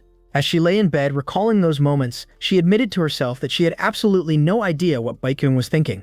The more she considered his actions, the stranger he seemed. With those thoughts lingering in her mind, time passed quickly. 1 week later, the story moved to Hong Kong. Preparations for the mission were already underway. As part of the operation, Mido underwent a dramatic makeover. When she finally looked at herself in the mirror, she felt that the transformation resembled a disguise far more than ordinary makeup. The specialist responsible for the work had displayed remarkable skill. Nearby, Hee-seok explained the reasoning behind the decision. According to him, Mingwei was a well-known lecher. Because of Mingwei's particular tastes, they had carefully considered whether assigning Mido to the mission was the right choice. After seeing the final result, however, Hee-seok concluded that she would pass inspection without any problems. Listening to those comments only made Mido more irritated. A short time later, Hee-seok remembered something important. He handed Mido a letter along with a small box. Curious, Mido asked what the items were. Hee-seok admitted that he did not know the details. The boss had simply instructed him to deliver them. According to the message he received, the contents were meant to be a gift. The two of them opened the box together. Inside was an extremely expensive ring. Both of them gasped in shock the moment they saw it. Even Hee-seok could hardly believe the value of the ring. He could not understand how Baekgyung could give something so expensive to someone like Kim Mido. Mido then turned her attention to the letter. After reading Baekgyung's words, she let out a quiet sigh. A small smile soon appeared on her face. Once again, she found herself thinking that Baekgyung was an incredibly strange man. Eventually, the time for the operation arrived. Mido attended the party connected to Mingwei. As she approached the entrance, security personnel stopped her before she could enter. A guard politely requested that she wait for a moment. The guest list needed to be checked before she could proceed further. After completing the verification process, the guard confirmed her identity. With the check finished successfully, the guard personally escorted her forward and guided her deeper into the venue. If you'd like, I can also make this even more like a professional manhwa recap narration for YouTube, with smoother transitions, richer emotions, and longer descriptive paragraphs while keeping every original line included. Standing alone inside the grand venue, Mido quietly stared into the distance, her mind occupied by the mission ahead. A man soon approached her and noticed her troubled expression. The man was Alex, a secret agent from W2's China branch. Unlike most of the agents involved in the operation, Alex was a beta. For the purpose of this mission, he had assumed the identity of the representative of a small company that had received an invitation to the party. As part of their cover story, Alex was pretending to be Mido's husband, while Mido was acting as his Korean wife. Noticing her nervousness, Alex gently reassured her. He commented that his wife appeared anxious and encouraged her not to worry too much because everything would work out fine. Mido responded with a nervous laugh. She admitted that she was simply feeling overwhelmed. The mission had been prepared in only a week's time. During those few days, they had tried to learn everything they could: conversation topics, party etiquette, guest behavior, and even the layout of the halls. Despite their efforts, it felt as though they had barely learned enough. As her eyes wandered across the room, they settled on the heavily armed bodyguards stationed around the venue. A wave of anxiety immediately swept through her. A frightening thought crossed her mind. What if they discover that I'm an Epsilon? Although she had carefully covered herself in perfume to hide every trace of her pheromones, the fear still lingered. Unable to calm herself, Mido excused herself and said that she needed to visit the restroom for a moment. Without waiting for a response, she quickly walked away. Alex remained where he was and silently watched her disappear into the crowd. Inside the restroom, Mido stood before the mirror and took a deep breath. She tried to steady herself. Looking at her reflection, she scolded herself for being so afraid and urged herself to pull herself together. She reminded herself not to behave so pathetically. Suddenly, the restroom door burst open. Before she could even turn around, a strong arm wrapped around her waist and pulled her backward. Acting on instinct, Mido immediately threw a punch behind her. The man effortlessly caught her wrist. At the same time, he closed the door, seized her other hand, and pinned both of her wrists firmly against the wall. A sharp breath escaped Mido's lips. Her heart pounded violently in her chest. Only then did she recognize the man standing before her. It was Baekgyung. Seeing her frightened reaction, he immediately apologized. He explained that he had never intended to scare her. Baekgyung released her wrists and stepped back to give her space. Still shaken, Mido stared at him uneasily. She reminded him that they were supposed to pretend they did not know each other during the mission. Baekgyung agreed. That was precisely why he had been waiting nearby instead of approaching her openly. His attention then shifted toward the earrings she was wearing. A faint smile appeared on his face. He admitted that he had expected the earrings to look good on her. However, seeing them in person, he felt they suited her even better than he had imagined. A moment later, he asked whether she had also read the card that accompanied the gift. Mido nodded. She confirmed that she had read it. At the same time, she pointed out that if he wanted to tell her something like that, he could have simply said it directly, rather than writing it in a note. Baekgyung chuckled softly. He jokingly remarked that it was a shame. He was referring to the handwritten note he had secretly prepared for her. Then he revealed that he had prepared another gift as well. The only problem had been finding the right opportunity to hand it over. As he spoke, he slipped a hand inside his coat. Curious, Mido wondered whether he had brought something in addition to the earrings. Baekgyung soon produced a small sealed packet. He explained that obtaining it had not been easy. The package had arrived through air cargo only 3 hours earlier. Inside was a special drug capable of completely eliminating all traces of pheromones. The moment Mido heard that explanation, she instinctively reached for it. However, Baekgyung immediately raised his hand out of her reach. Confused, Mido looked at him. Without saying anything for a moment, Baekgyung gently took one of her hands. He warned her not to touch the medicine herself. According to him, her hands were currently in a dangerous condition. As he held her hand, his eyes briefly settled on the diamond ring decorating her finger. Carefully, he opened the sealed packet himself. Only after preparing the medicine did he hand it to her. He instructed her to swallow it. Mido obeyed. After making sure she had taken the medicine, Baekgyung stepped back slightly. A small smile appeared on his face. He admitted that he liked her pheromones. However, for the next several hours he would not be able to smell them because of the drug. For a brief moment, silence filled the room. Then Mido asked the question that had been troubling her. If the mission succeeded, would Mingwei's project disappear along with him? Baekgyung gently rested a reassuring hand on her shoulder. He wished he could answer yes. Unfortunately, reality was not so simple. The business generated far too much profit. Even if Mingwei's operation were destroyed, someone else would inevitably try to take over the same business. Hearing that answer, Mido lowered her eyes. Her expression became noticeably heavier. Noticing her disappointment, Baekgyung gently squeezed her hand. He encouraged her to stop worrying about the larger problem. For now, she only needed to focus on tonight's mission. That was the only thing that mattered. His calm and steady voice slowly eased the tension weighing on her chest. A hopeful thought surfaced in her mind. Soon, she would finally be able to contact her sibling again. Watching her, Baekgyung smiled faintly. He admitted that he wished she could see things as simply as he did. To him, it seemed straightforward. He wondered whether it was really that difficult. After thinking for a moment, Mido nodded. She admitted that he was right. Gradually, the confusion and chaos inside her mind began to disappear. Everything became quiet. In the end, she decided to focus only on tonight's mission. Strangely enough, that single thought was enough to calm her completely. Just then, a familiar voice called out from outside the restroom. It was Alex. He was looking for her. Mido stepped out and offered him an apologetic smile. She apologized for making him wait. Alex carefully observed her face. Immediately, he noticed a change. She looked far more relaxed than before. Even her expression seemed brighter and calmer. Surprised, Mido asked whether that was really true. Then he suggested that they finish the mission as quickly as possible and leave. His tone remained casual and friendly. He mentioned a famous noodle restaurant located in the city center. After the mission, he suggested that they visit it together. Mido asked whether he meant after everything was over. Alex teased her by asking whether she disliked noodles.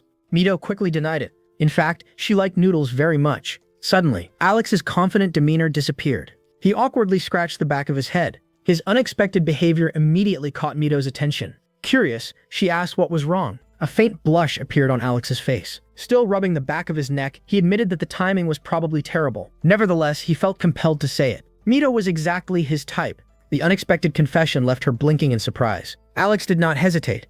If she was comfortable with the idea, he wanted to take her on a date. Unable to stop herself, Mido burst into laughter and covered her mouth. Alex frowned immediately. He insisted that he was being completely serious. Looking directly into her eyes, he asked her not to reject him too quickly. If they spent time together after the mission and she still found him interesting, he wanted her contact information. Mido smiled awkwardly. She tried to respond. However, before she could finish speaking, something else captured her attention. At that very moment, Mingwei entered the hall accompanied by a woman. A polite smile rested on his face as he greeted the guests. The instant Mido laid eyes on him, her expression darkened. Alex immediately noticed the frightening change. Leaning closer, he quietly commented that her expression looked terrifying. His words instantly snapped her back to reality. The mission.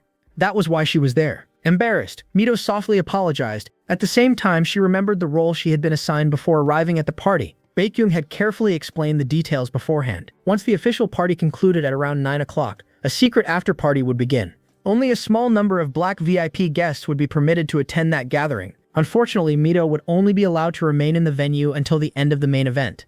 Because of that limitation, she had been given 2 critical objectives. Her first task was to approach Mingwei before the official party ended. Her second task was to use the ring and wound him. No matter what happened, she had to attract Mingwei's attention before the party came to an end. Failure was not an option. Mido's objective was clear. She had to approach Mingwei and complete the mission. On the surface, the assignment sounded simple. Afterwards, outside, Siwa asks Unseo if she is close with him. Unseo questions who he is referring to, and Siwa states, in reality, it was far more difficult than anyone could have imagined. The party was already in full swing. Guests filled the luxurious hall, chatting, laughing, and enjoying themselves as elegant music drifted through the air. Waiters moved gracefully between groups of guests, serving drinks and refreshments, while maintaining the sophisticated atmosphere of the event. At the center of it all stood Mingwei. Surrounded by influential guests and business associates, he laughed loudly and effortlessly moved from one conversation to another. Everywhere he went, people seemed eager to gain his attention. From a distance, Mido watched him anxiously. No matter how long she waited, Mingwei never once looked in her direction.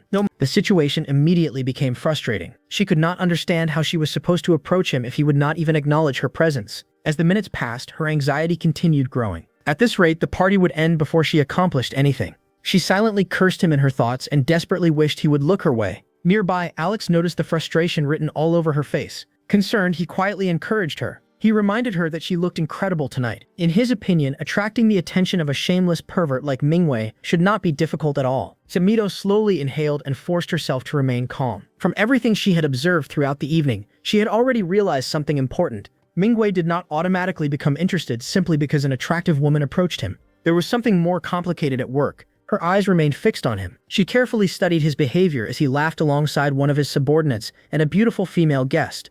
The more she watched, the more confused she became. Apparently, even a pervert like Mingwei had standards. The question was what exactly those standards were. Determined to figure it out, Mido continued observing him. Then she noticed something. Mingwei's eyes repeatedly lingered on the woman standing beside his subordinate. A realization slowly formed in her mind.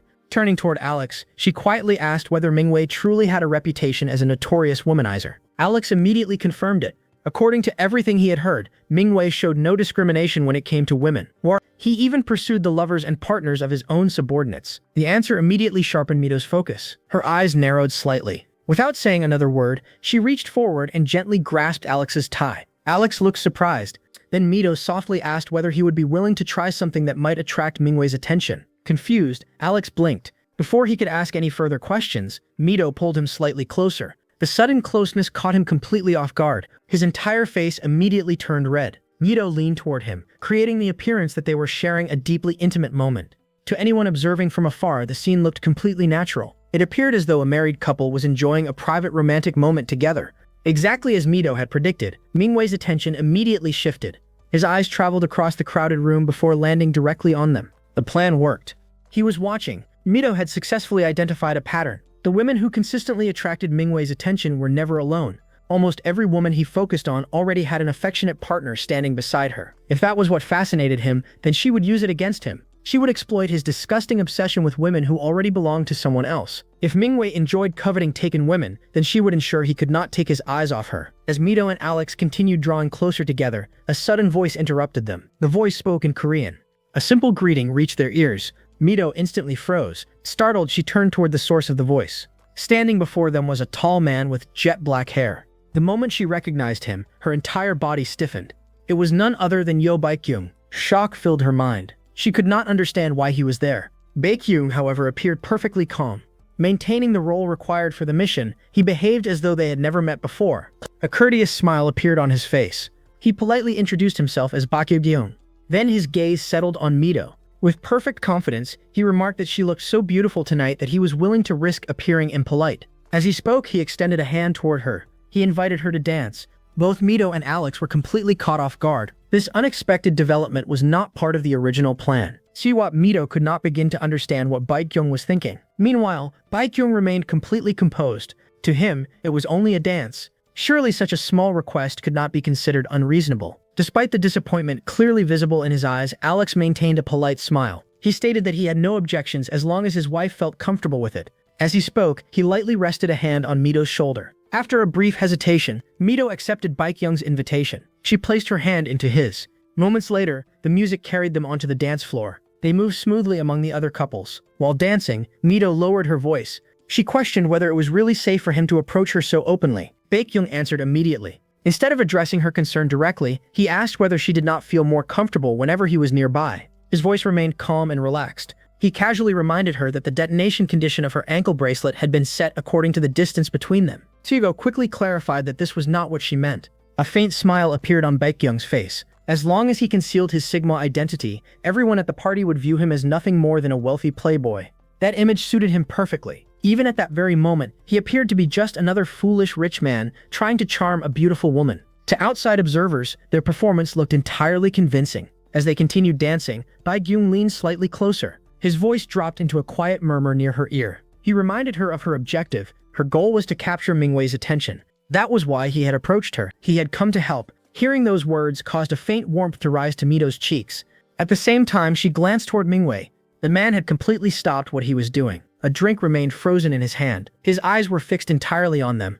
The plan was working. In fact, Mingwei seemed even more interested now that multiple men were approaching her. The sight only reinforced how disgusting she found him. Without taking his eyes off her, Baekgyung continued speaking. He revealed that he had been watching her all evening. Apparently, she had not noticed. After studying her expression for a moment, he commented on how close she had seemed to Alex. A teasing smile appeared on his lips. He jokingly wondered whether she had started developing feelings for Alex after spending so much time pretending to be married. The unexpected question immediately caught Mido off guard. Her surprise was obvious. Meanwhile, Baekgyung smoothly adjusted their position, keeping the dance natural and uninterrupted. Mido's face flushed slightly. She quietly pointed out that whatever he was doing could hardly be called dancing anymore. Baekgyung's expression remained unreadable. He simply admitted that he was curious.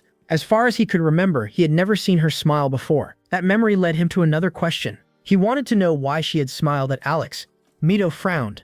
She insisted that she had not smiled at Alex at all. For a brief moment, Baekgyung loosened his hold and allowed a little distance between them. His response was immediate.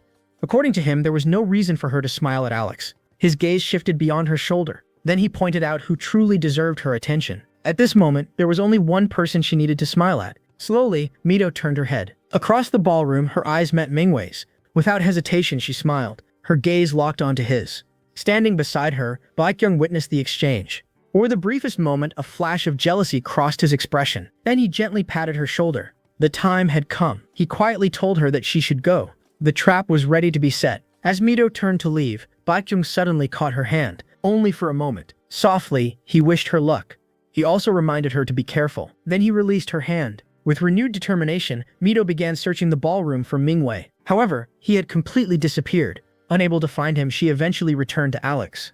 Alex released a quiet sigh. A faint smile appeared on his face. He admitted that he felt somewhat jealous. His wife seemed to be extremely popular tonight. Mido responded with a small smile. To maintain the appearance of their cover, she slipped her hand into his. Then she remarked that she only hoped Mingwei felt the same way. Almost as if he had heard her words, Mingwei suddenly appeared before them. One of his guards stood beside him. The unexpected encounter immediately startled both Mido and Alex. Fortunately, Alex recovered first. Maintaining his composure, he politely thanked Mingwei for inviting both him and his wife to the party. He also extended birthday wishes to Miss Alice. Standing quietly beside him, Mido remained silent. She carefully concealed every trace of her nervousness. At that moment, one of Mingwei's guards leaned close and whispered information into his ear. The guard identified Alex as James, the CEO of XXX Company. Mido silently observed the interaction. Moments later, Mingwei stepped forward. He extended his hand toward Alex. Addressing him as Mr. James, Mingwei greeted him politely. Alex accepted the handshake without hesitation.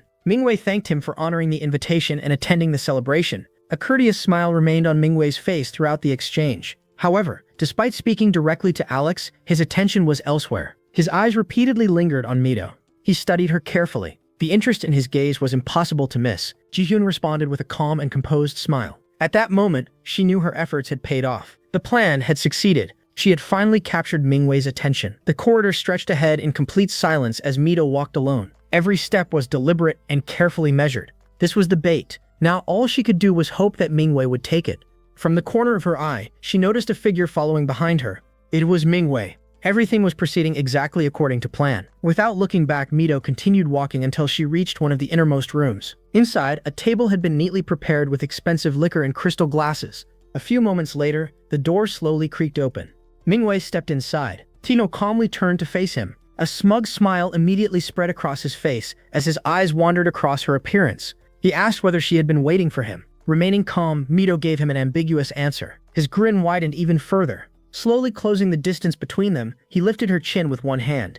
He commented that she was even more beautiful up close and wondered how he had failed to discover a woman like her until now. Amusement flashed through his eyes. He declared that, as both a reward and a punishment for daring to tempt him, he would decide what happened next. Mido forced herself to remain composed. Rather than reacting, she lightly rested her hands on his shoulders. Inside, however, she was thoroughly unimpressed. His words sounded painfully cliché. She had to suppress the urge to roll her eyes. As her fingers shifted slightly, the blue diamond ring on her hand caught the light and sparkled brilliantly. At that moment, a memory surfaced in her mind. Earlier, Mido had asked Baekgyung about the purpose of the ring. Holding up the elegant blue diamond ring, Baekgyung had explained that it was far more than a simple piece of jewelry. He told her to wear it because it suited her hand. More importantly, it would lead Mingwei to his death. Baekgyung then pointed to the gemstone. Hidden beneath the setting were microscopic blades so small that they could not be detected by the naked eye. Mido had stared at the ring in disbelief. Baekgyung continued by explaining that he would coat those blades with resin. When Mido asked what radisin was, he explained that it was an extremely lethal toxin. The poison prevented cells from producing essential proteins, eventually causing organ failure. Since Mingwei already suffered from chronic health problems, nobody would suspect poisoning if his condition suddenly deteriorated. Looking directly into her eyes, Baekgyung had explained her assignment. The mission was simple. She only needed to scratch Mingwei with the ring. The memory faded, and Mido returned to the present. Carefully adjusting her grip on Mingwei's shoulder, she moved her hands slightly closer, just a little closer. The hidden blade brushed against his skin. For a brief moment, a faint dark mark appeared where the ring had made contact. Instantly, Mingwei's expression changed. His eyes narrowed sharply. Before Mido could pull away, he seized her wrist with a crushing grip. Cold fury filled his voice as he angrily demanded to know how she dared to act so boldly. His grip tightened painfully around her wrist. For a moment, panic threatened to rise inside her. Had he discovered the truth? Forcing herself to stay calm, she carefully watched him. Mingwei's eyes remained cold. He sneered and referred to her as nothing more than a servant. Then he demanded to know who had given her permission to touch him so carelessly. Mido held her breath. The tension in the room became almost unbearable. Then, unexpectedly, the anger in his face changed into something entirely different. He ordered her not to move until he gave permission. Stepping even closer, he invaded her personal space. He explained that if she wished to earn her master's favor, she would obey every command without question. Mido let out a quiet gasp. The reaction came more from shock than fear. At that moment, she realized something important. He had not noticed the attack at all. Instead, his behavior only confirmed that he was even more twisted and unpleasant than she had originally believed. The realization was almost unbelievable. Even so, she forced herself to smile timidly. Softly apologizing, she claimed that she had merely become excited and asked whether he was angry. After studying her briefly, Mingwei's smug smile returned.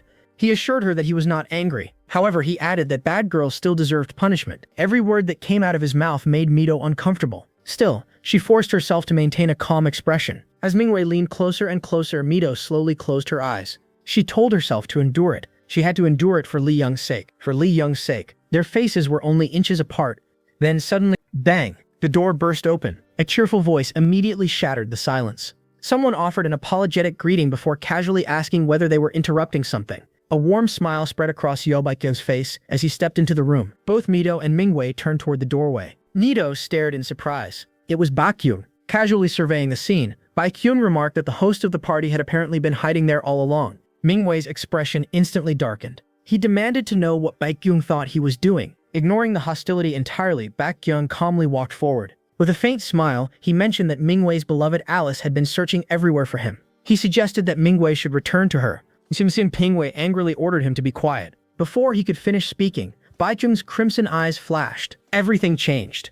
Mingwei froze. Shock spread across his face. He recognized what stood before him. A Sigma. Panic immediately overtook him.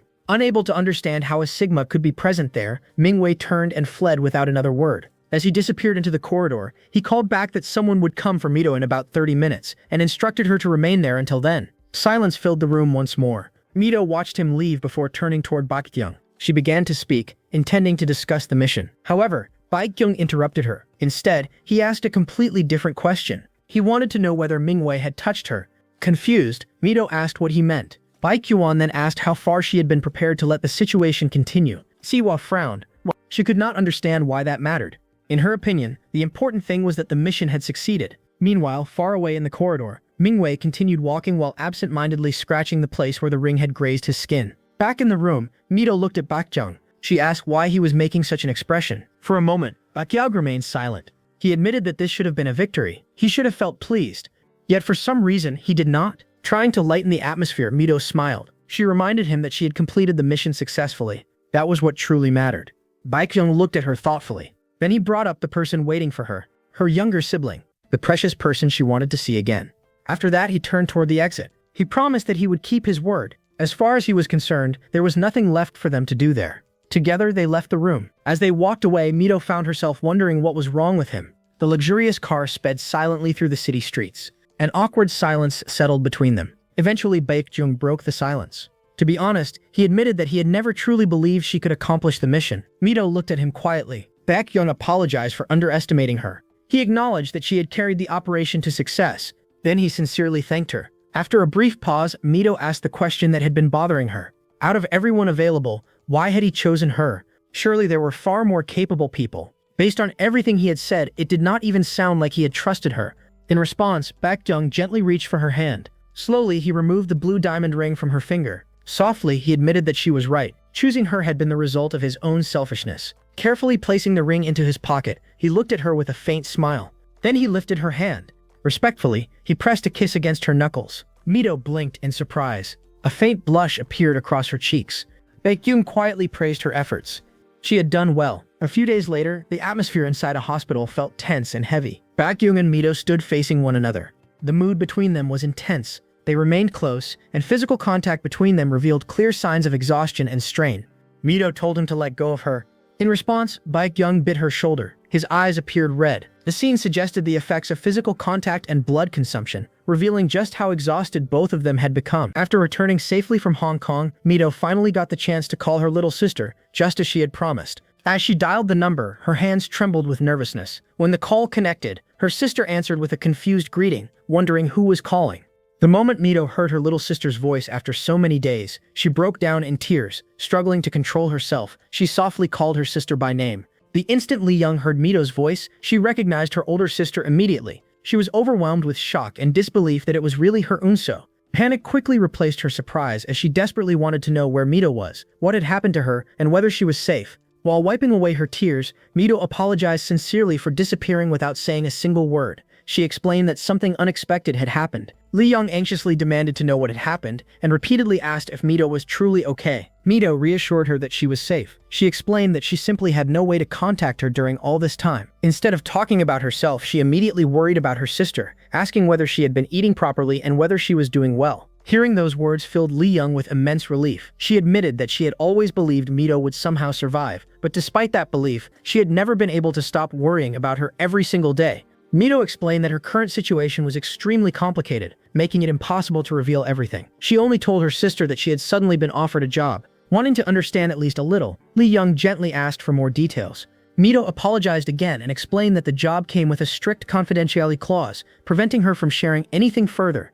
Lee Young accepted the explanation without complaining. She made it clear that she had no intention of making things harder for her sister. She simply wondered whether it was one of those daily pay jobs. Mido admitted that it was something similar. She reassured Lee Young that she did not need to worry because the work was not as dangerous as she might imagine. She also assured her that she was being treated well. Even while trapped in such circumstances, Mido continued thinking only about her little sister. She reminded Lee Young to take good care of herself, never skip meals, and always remember to take her medicine. She also asked her to apologize to their boss on her behalf for disappearing so suddenly. Lee Young's greatest fear was losing contact again. She asked whether this would not be their final conversation and whether Mido would call again in the future. Before answering, Mido glanced toward Baekgyung. She then promised that she would definitely call again someday. Although it might be difficult for now, she believed she would find another opportunity. She gently ended the conversation, telling Lee Young to stay healthy and promising to contact her again soon. Lee Young accepted her words, asking only that Mido stay safe and call whenever she could. She promised that she would continue waiting no matter how long it took.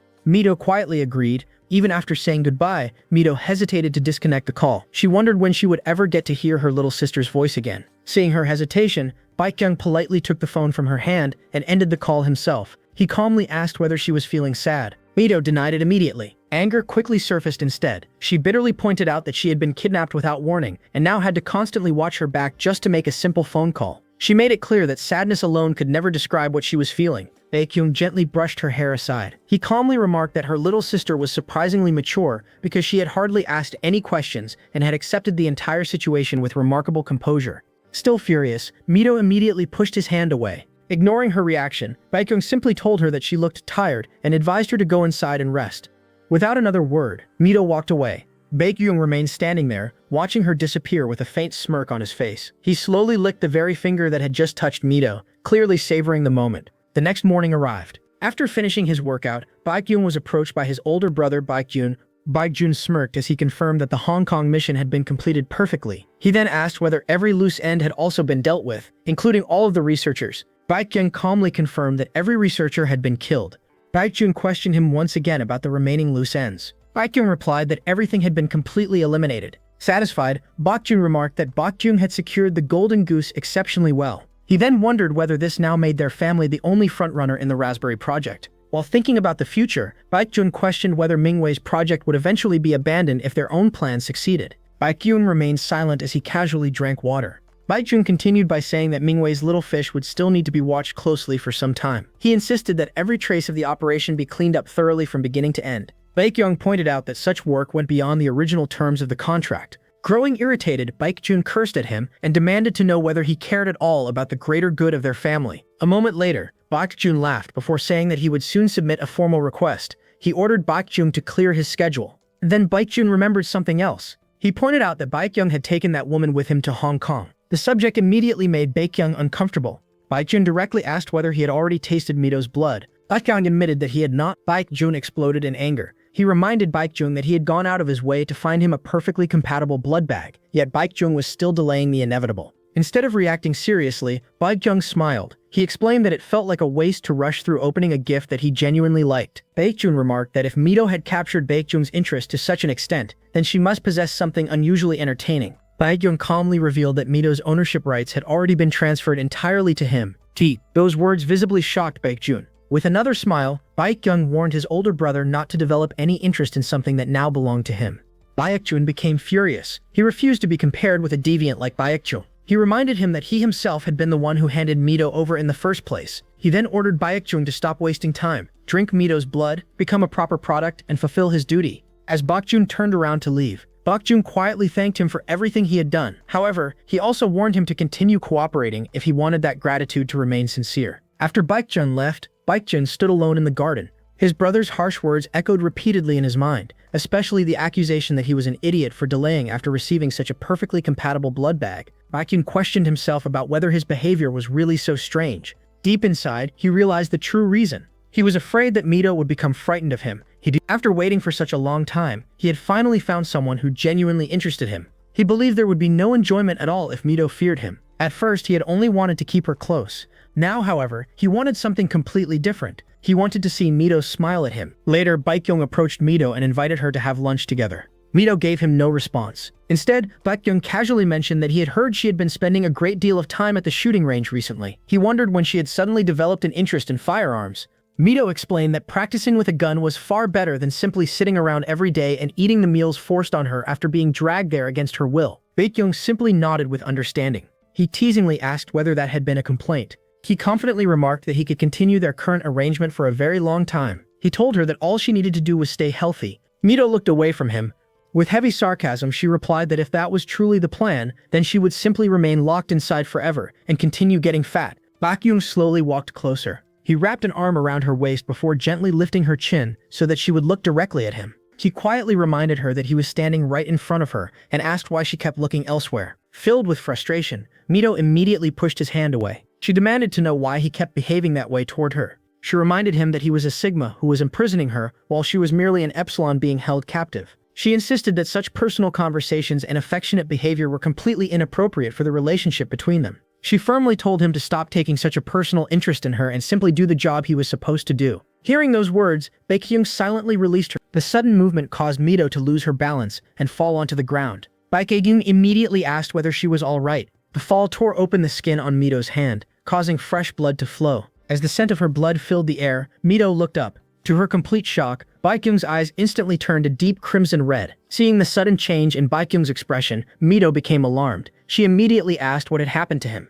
Without answering her, Baekgyung slowly knelt in front of her. He gently held her injured hand with great care. His attention remained completely fixed on her wound, as he quietly checked whether she had been hurt badly. He wanted to examine the injury himself. However, the moment Baekgyung saw the fresh blood flowing from her hand, something inside him snapped. He completely lost control. Unable to resist the overwhelming instinct, he lowered his head and began sucking the blood from her wounded hand. Mido froze in complete shock. She desperately struggled, demanding to know what he was doing and repeatedly telling him to let her go. Even while drinking her blood, Baekgyung continued whispering Mido's name over and over again, almost as though he had completely forgotten where he was. His restraint continued slipping away. Instead of stopping, he sank his teeth directly into her injured hand. The sharp pain shot through Mido's body. She screamed loudly and instinctively grabbed Baekgyung's hair, trying to pull him away from her. Only then did Baekgyung suddenly regain a small amount of control. He immediately stopped.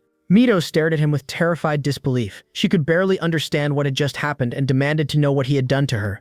Baekgyung said nothing. Instead, he abruptly stood up and ran away without looking back. Mido remained standing there, completely confused by his sudden behavior. Meanwhile, Baekgyung ran as fast as he could until he reached a secluded corner. He leaned against the wall, breathing heavily as he struggled to calm himself. Inside his mind, panic quickly took over. He realized something was terribly wrong because it was not supposed to be time for his cycle yet. Knowing the situation was becoming dangerous, Baekgyung immediately went to see his doctor. The doctor carefully examined his medical reports. After reviewing the results, he explained that the tranquilizers no longer appeared to have any effect on Baekgyung's condition. He sarcastically congratulated him before delivering even worse news. The doctor admitted that he could no longer predict when Baekgyung's violent episodes would occur. That uncertainty made his condition extremely dangerous. He warned that if things continued at this rate, Baekgyung could suddenly lose complete control and even die without warning. Because of that, the doctor stressed that Baekgyung needed Kim Mido's saliva, blood, or even a single drop of her sweat to stabilize himself. Hearing those words, Baekgyung thought only about obtaining another tranquilizer. As the scene shifted, the focus returned to Mido later that night. She lay awake in bed, unable to fall asleep. Her mind replayed everything that had happened, leaving her completely restless. Frustrated, she silently cursed herself, calling herself a crazy bastard. Unable to tolerate her own thoughts any longer, she angrily threw the blanket off her body. She wondered what she was even doing anymore. She bitterly realized that she had been eating the food provided by the Sigmas. She had followed them without thinking. She had unwillingly become involved in serious crimes. Even worse, she found herself secretly feeling happy whenever they gave her small gifts. That realization disgusted her because she had hated Sigmas for her entire life. She desperately ordered herself to get a grip. As she tried calming down, her eyes fell upon the injury on her hand. The wound had become swollen. The sight of it immediately brought back the memory of Baekgyung licking the blood from her injured hand. The memory made her entire body tremble. Embarrassment instantly spread across her face. Ashamed that she was even thinking about such a moment, she desperately tried forcing those thoughts out of her head. She continued tossing and turning throughout the entire night. Eventually, dawn arrived without her getting even a single moment of sleep. Early in the morning, Mido stepped outside. The wound had become unbearably itchy. She remembered that she had planned to apply some ointment to it. Unfortunately, she had been so distracted that she never got the chance. She sighed in frustration after realizing she had not slept at all. She assumed that the staff member named YJ was probably slacking off somewhere again. Looking around, she noticed that nobody seemed to be nearby. Since no one was there, she decided that she would at least find some ointment herself. While searching through the area, she suddenly heard painful groaning coming from the hospital room. Confused, she assumed someone must have gotten into another fight. Curious, she slowly walked toward the room. The moment she stepped inside, she froze in complete shock. Baekgyung was lying on the hospital bed with both his hands and feet tightly restrained. His entire body trembled violently as painful groans escaped from him. Watching the scene, Mido immediately remembered how sick he had looked the previous day. She quietly wondered whether he was seriously ill. For a brief moment, despite everything that had happened, her eyes lingered on Baekgyung's exceptionally handsome face. Without realizing it, she blushed. The realization immediately embarrassed her. She scolded herself once again, reminding herself to get a grip. She also realized that Baekgyung's hands and feet were tied up and that she had accidentally witnessed something she was never supposed to see. Knowing she should not be there, she decided the safest choice was to quietly leave as though nothing had happened. Just as she turned to leave, Baekgyung suddenly opened his eyes. Their eyes met. Mido became extremely nervous. She awkwardly tried explaining that she had only been looking for some ointment. She immediately apologized and attempted to leave without causing any trouble. Before she could escape, Baekgyung activated his phenomenon aura. The overwhelming force struck Mido instantly. She was completely shocked. Her body immediately lost all strength and control. An intense pain spread throughout her body. Her entire body trembled uncontrollably. Tears streamed down her face as she struggled against the crushing pressure surrounding her. Despite the agony, she forced herself to keep moving toward the exit. Inside her mind, she desperately repeated that she needed to hurry and get out of there as quickly as possible. Her unsteady body staggered forward step after step. She continued trembling violently while convincing herself that she was fine. She desperately tried calming herself down. She kept telling herself that she could leave the room safely if she just continued walking. At that very moment, Baekgyung silently freed himself from the restraints binding his hands and feet. He slowly stood up from the hospital bed. A faint, unsettling smirk gradually appeared across his face as he watched Mido struggle to escape. Mido slowly turned to face him. Her entire body trembled uncontrollably as an overwhelming wave of Baekgyung's pheromones spread throughout the room, filling every corner with an intense and suffocating presence.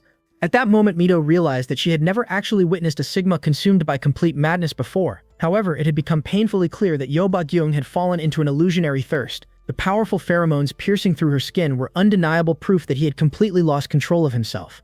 As she watched him breathing heavily with a dangerous smirk spreading across his face, she instantly understood how terrifying the situation had become. Every instinct warned her that she was no longer safe. Baekgyung slowly rose from the bed and began walking toward her. Panic immediately overwhelmed Mido, and she desperately warned him not to come any closer. At the same time, her mind raced as she desperately searched for any possible way to escape from the room. Before she could make a move, Baekgyung reached the door. He locked it firmly before gripping the door with one hand, while standing directly in front of her, completely blocking every possible escape route. His eyes had turned completely red, making him appear even more frightening. A chilling smirk remained on his face as Mido stared at him in complete shock. Without hesitation, Baekgyung grabbed hold of her. The moment he touched her, Mido felt that his entire body was burning with unnatural heat. Unable to resist his instincts any longer, he buried his face against her body and inhaled her scent deeply. Her fragrance only drove him further into madness. Overcome by his uncontrollable thirst, Baekgyung suddenly bit into her shoulder before sucking her blood. An intense wave of pain shot through Mido's body, forcing out a painful scream. Tears streamed down her face as she felt as though she was being completely devoured. Fear consumed her heart while the unbearable pain continued to spread through her body. As the pain lingered, something slowly began to change. The place where he had bitten her grew hotter and hotter with every passing second. The strange warmth continued spreading throughout her body, gradually replacing the sharp pain with an unfamiliar sensation that she had never experienced before. Despite everything happening to her, Mido struggled desperately and begged him to let her go. However, the strange feeling only continued growing stronger inside her. She could no longer understand what was happening to her own body, and the overwhelming sensation left her completely confused. Baekgyung silently stared at her while remaining dangerously close. Before she even realized it, their bodies were pressed tightly against one another. The sudden closeness caught Mido completely off guard. At the same time, she became painfully aware of his obvious physical arousal. The unexpected size left her stunned as she feared his clothing could barely contain it. Without giving her any chance to resist, Baekgyung lifted her effortlessly into his arms. Mido had already reached her limit and could no longer endure the terrifying situation. She desperately begged him to put her down. Baekgyung eventually carried her to the bed before gently placing her down. With neither of them able to resist the overwhelming instincts consuming them, the two ultimately became intimate together. After spending the entire night together, morning finally arrived. Baekgyung slowly woke up from his sleep, but the first thing he noticed was that Mido was no longer beside him. For a brief moment, he wondered if everything that had happened had only been a dream. The thought quickly disappeared as a faint smile appeared on his face. He clearly remembered her scent and taste, leaving him certain that the previous night had been real. As memories of Mido filled his mind, embarrassment unexpectedly overtook him. Unable to hide it, he lay back down on the bed with a shy smile while continuing to think about her. Meanwhile, Hisuk headed to Mido's room and knocked on her door. Mido angrily opened it and demanded to know what he wanted. Instead of answering calmly, Hisuk immediately questioned her appearance. His attention was drawn to the obvious bite mark on her body, making him wonder if she had been attacked by some kind of wild animal. Seeing his reaction, Mido silently reflected on everything that had happened. She wondered how much time had passed after she had lost consciousness. Somehow, she had managed to make it back to her room, but exhaustion had caused her to fall asleep again, before she could even treat the bite mark properly. She had only barely managed to wash herself before answering the door. Still irritated, Mido dismissed his concern and demanded to know why he had come. Hisuk explained that someone was worried about her and that the boss had ordered her to be brought over immediately. Mido refused without hesitation, insisting that she was injured and unable to go. After saying that, she attempted to close the door and return inside. However, Hisuk stopped the door before it could shut completely. With a knowing smirk, he revealed that the boss had already expected she would try to avoid coming by, making excuses. Because of that, he had been given strict orders to bring her along no matter what. Frustration immediately filled Mido's mind as she silently cursed the boss's stubbornness. Realizing she had no choice, she eventually went to Baekgyung's house. After arriving, she announced her presence. However, Baekgyung was nowhere to be seen. She tried calling for him while looking around the house, becoming increasingly confused about where he had disappeared. As she quietly complained to herself about being called over only to be left waiting, Baekgyung suddenly appeared. He was wearing nothing but a towel wrapped around his waist and greeted her with a warm smile, clearly happy to see that she had come. He apologized for making her wait and explained that he had expected her arrival to take much longer, so he had not been in any hurry. Her unexpectedly early arrival had caught him completely by surprise. Trying to act naturally, Baekgyung offered her something to drink, suggesting juice or coffee. Mido politely declined the offer and insisted that she was fine. Baekgyung then walked over to get himself some water and casually began drinking. While doing so, he absent-mindedly untied the towel wrapped around his waist. The unexpected sight instantly caught Mido off guard, leaving her frozen in complete shock and overwhelming embarrassment. Mido was completely shocked by what she saw the moment she entered. The unexpected sight left her frozen, unable to process what was happening in front of her. Meanwhile, Baekgyung only wore a confident smirk, acting as though nothing about the situation was strange or embarrassing. He casually implied that there was nothing about him she had not already seen before. He then reminded her that she had fainted while he had been pleasuring himself earlier, suggesting that she probably had not gotten the chance to witness everything because she had lost consciousness before it was over. Inside her mind, Mido was overwhelmed with anger. She bitterly thought that she should have killed him while he had been sleeping, instead of letting him wake up unharmed. Her irritation only grew stronger as Baekgyung calmly admitted that the furious way she looked at him only made him feel even more aroused. Mido silently noticed that he was already aroused without needing any encouragement. Completely disgusted and furious, she shouted at him to get that thing away from her immediately. Baekgyung remained perfectly calm, correcting her by saying that it was not simply a thing but his cock. Mido yelled once again, demanding that he move it away from her without another second of delay. Realizing the conversation was going nowhere, Baekgyung finally got dressed. Once he had put on his clothes, both of them sat across from each other in a much calmer atmosphere. Although the tension between them still lingered heavily in the room, Mido immediately decided to get straight to the reason for the meeting. She asked why he had called her there in the first place. Baekgyung began by sincerely apologizing. He explained that he had never intended to hurt her. Everything that had happened was an unfortunate result of his own symptoms, which had unintentionally dragged her into his problems. He acknowledged that she must have been in considerable pain because of everything she had suffered. Out of genuine concern, he even suggested that she should have her injuries treated before discussing anything else.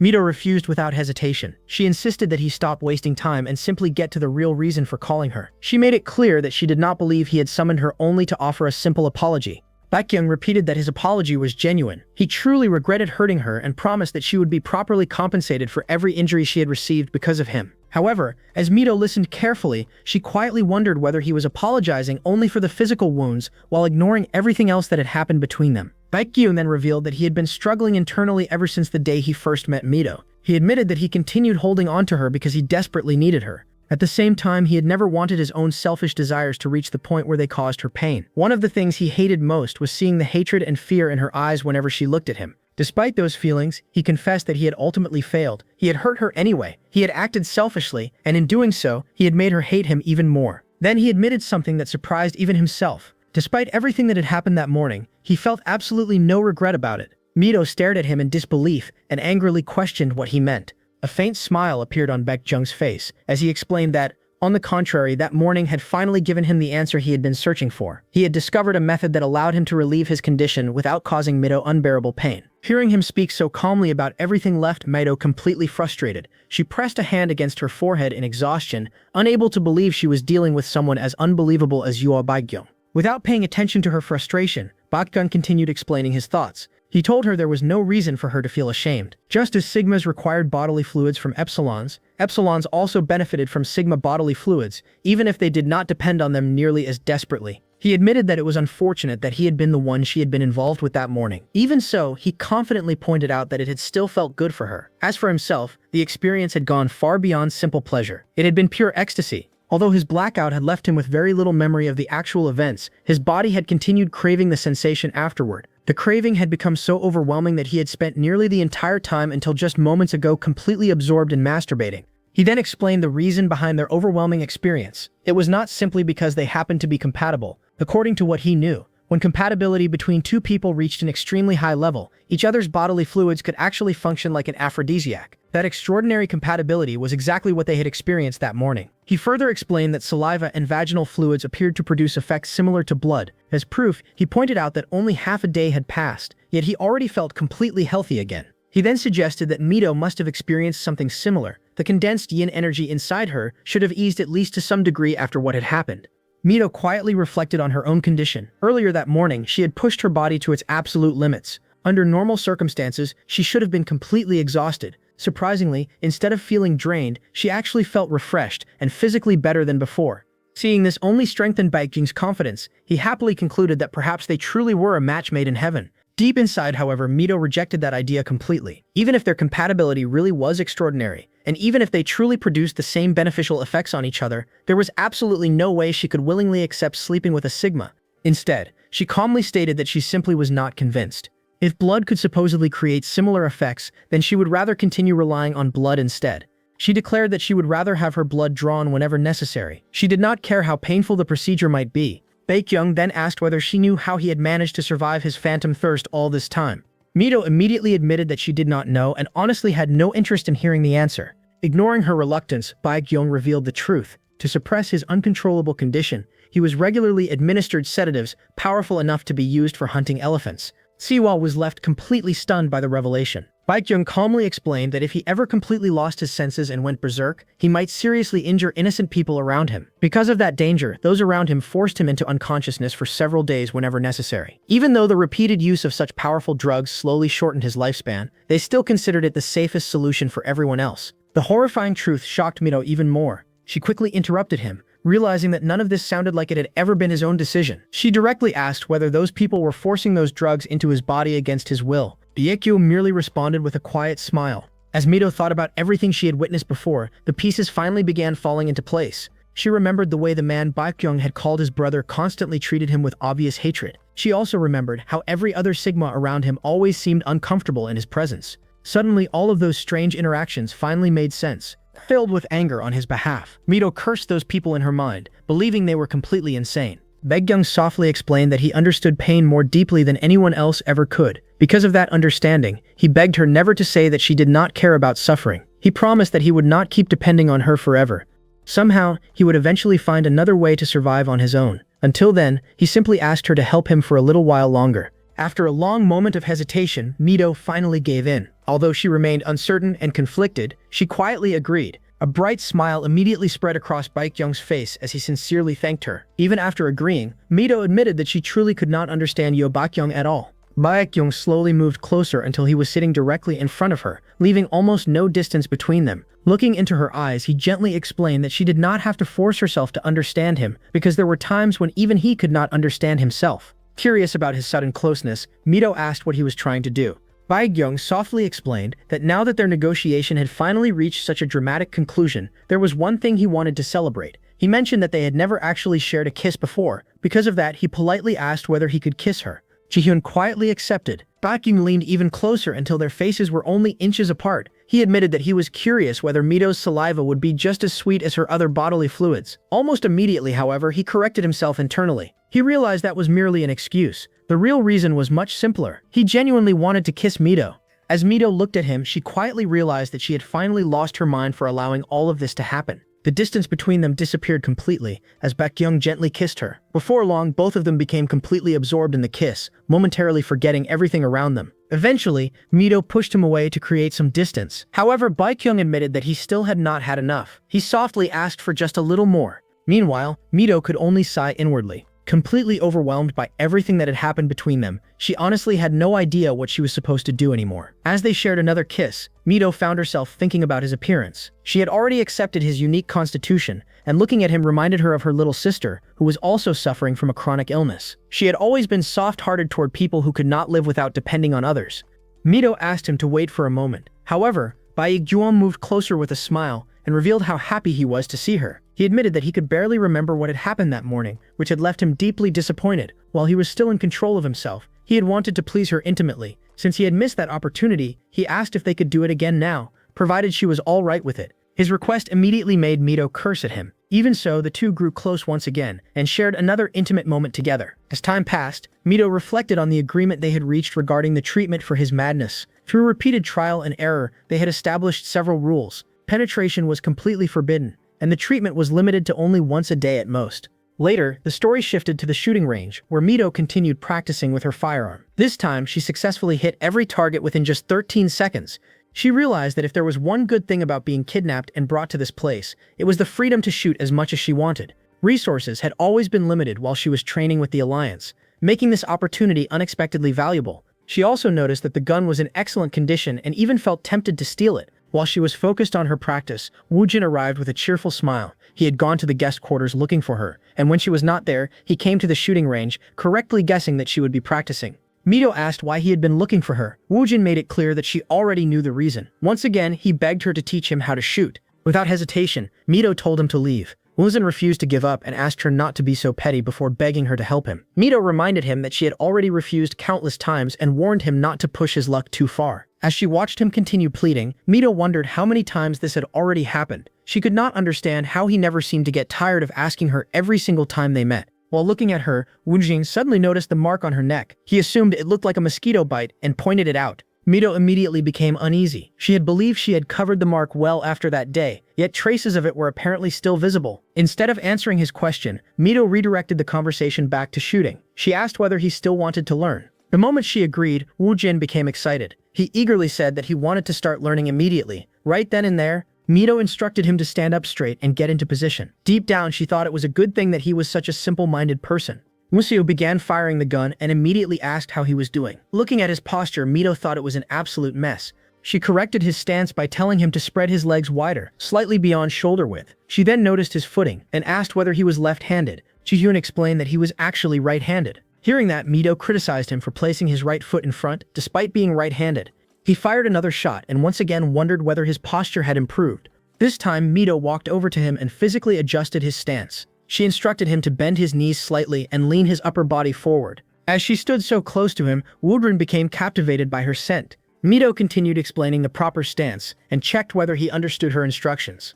Woo-jin quietly confirmed that he understood. She noticed that he kept ruining his posture by moving his head around too much. She corrected his grip by telling him to place his left thumb beneath his right hand and wrap his right hand with the remaining fingers. Yuan carefully adjusted his grip and asked if he was finally holding it correctly. Even while trying to focus on the lesson, Woo-jin could not stop thinking about the pleasant scent he had been noticing from her for quite some time. Mido observed him carefully and realized that even at a glance, his stance was still completely wrong. Then she suddenly noticed something unusual. Woo-jin's entire body had started trembling. The sight immediately shocked her. Thinking that he did not look well, Mido assumed he might be feeling sick. At that moment, she secretly smirked to herself. She believed this would be the perfect excuse to leave. Using his condition as a reason, Mido told him that she would teach him how to shoot another time and suggested that he go and get some rest instead. As she turned around and started walking away, Museo suddenly reached out and grabbed her hand. While holding onto her, he remarked that her scent was strange and completely different from how she usually smelled. At that exact moment, Uso's eyes suddenly changed, turning an unnatural shade of bright red. Mido repeatedly struggled to free herself and continuously demanded that Woo-jin release her. She tried again and again to pull away, but Woo-jin refused to loosen his grip. Instead, he continued holding her tightly,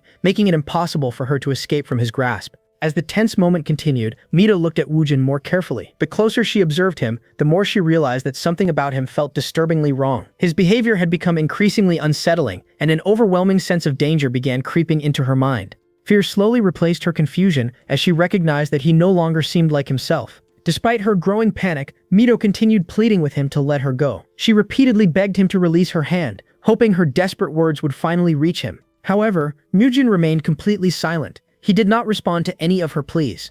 Instead of speaking, Museo continued sweating heavily. Beads of sweat rolled down his face as his breathing became increasingly uneven. His unsettling silence, combined with his frightening condition, only made the entire situation feel even more dangerous. Seeing his strange appearance caused Mido's fear to grow even stronger. She became completely overwhelmed with panic as she desperately shouted once more, pleading for him to release her before something even worse happened.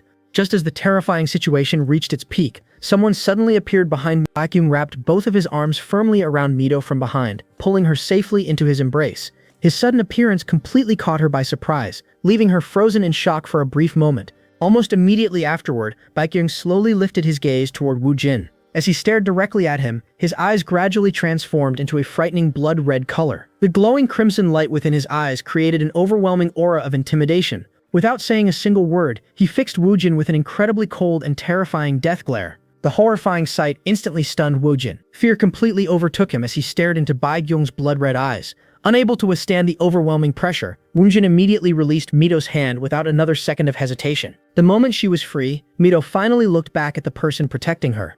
She immediately recognized him as Mr. Baekgyung. Without wasting any time, Baekgyung silently decided that staying there any longer would only create more danger. He gently but firmly took Mido with him, intending to leave the scene immediately. Behind them, Woo-jin quickly tried to stop their departure. He urgently called out to them and asked them to wait for just a moment. However, Baekgyung completely ignored Woo-jin's request. Without turning back even once, he firmly held Mido's hand and continued leading her away from the scene, refusing to acknowledge Woo-jin in any way. The two of them continued walking together in complete silence. As they moved farther away, Mido's patience finally reached its limit. Unable to tolerate the situation any longer, she forcefully demanded that Baekgyung stop walking. She firmly insisted that she had already told him several times to stop. Frustration filled her voice as she questioned why he continued ignoring her and acted as though he could not hear anything she was saying. She continued calling out to Mr. Baekgyung over and over again. Only after hearing her repeated demands did Baekgyung finally stop walking. Even then, he remained completely silent. The moment he finally came to a stop, Mido immediately confronted him. Her frustration could no longer be contained. She became visibly upset as she questioned what had suddenly gotten into him. She criticized him for grabbing someone without any explanation before dragging them away so forcefully. Unable to understand his actions, she demanded to know exactly what he thought he was doing. After remaining silent for a long moment, Baekgyung finally revealed the reason behind his unusual behavior. He calmly admitted that he was sick. His unexpected confession immediately startled Mido. The seriousness in his voice caused her expression to change instantly. She became visibly shaken as she struggled to understand what he truly meant by those words. Without rushing, Baekgyung slowly turned to face her. The instant Mido saw his face clearly, she froze. His eyes had once again become a terrifying shade of glowing blood red. The frightening crimson glow was impossible to ignore. Looking directly into her eyes, Baekgyung calmly repeated that he was sick at that very moment. Jijun remained completely speechless. She could not take her eyes away from his glowing red eyes. The frightening condition they reflected immediately filled her with genuine concern. She carefully examined him, realizing that something truly unusual was happening. Baekgyung firmly repeated once again that he had already warned her that he was sick. Although Mido listened carefully, she insisted that he had absolutely no reason to be sick. At the very same time, another thought quietly crossed her mind. She silently realized that despite everything they had been doing together every single day, Baekgyung's insanity was still continuing to manifest. That realization weighed heavily on her heart. She quietly wondered whether every effort they had made until now had ultimately been meaningless. For a brief moment, silence settled between them. Then Baekgyung gently smiled. Maintaining his calm expression, he explained that Weejay had already warned him about this possibility. According to Weejay, this was simply a natural phenomenon that could occur while the accumulated craving for illusions was gradually disappearing. He reassured Mido that this frightening condition was nothing more than a temporary side effect that accompanied the healing process. He wanted her to understand that, despite how alarming it looked, it did not necessarily mean everything had gone wrong. Mido quietly listened to every word he said. She remained silent, carefully thinking about his explanation, while continuing to observe his unusual condition. A gentle smile appeared on Baekgyung's face. He slowly lifted Mido's hand and placed a soft kiss upon it. Afterward, he gently reminded her that regardless of every explanation he had just given, he was still sick at that very moment. He claimed that if she did not treat him immediately, something truly bad might happen. Although Mido carefully listened to his words, she could not completely suppress her doubts. Deep inside, she quietly thought that someone who claimed to be seriously sick seemed to possess an unbelievable amount of energy. His actions simply did not seem to match his explanation. Even with those lingering suspicions, Mido ultimately decided to trust him. She agreed that she would help him. The instant she gave her agreement, Baekgyung's expression brightened. Without hesitation, he gently lifted Mido into his arms with remarkable ease. Holding her securely in a warm embrace, he smiled affectionately as he looked at her. While resting comfortably in his arms, Mido silently continued thinking about everything that had just happened. The entire situation still felt rather suspicious to her. Even so, after seeing the genuine blood-red glow in his eyes with her own eyes, she ultimately chose to believe that his condition was real. With that decision made, the two of them quietly returned to the room together. Not long afterward, they arrived safely inside the room. Once they were alone together, Baekgyung gently kissed Mido.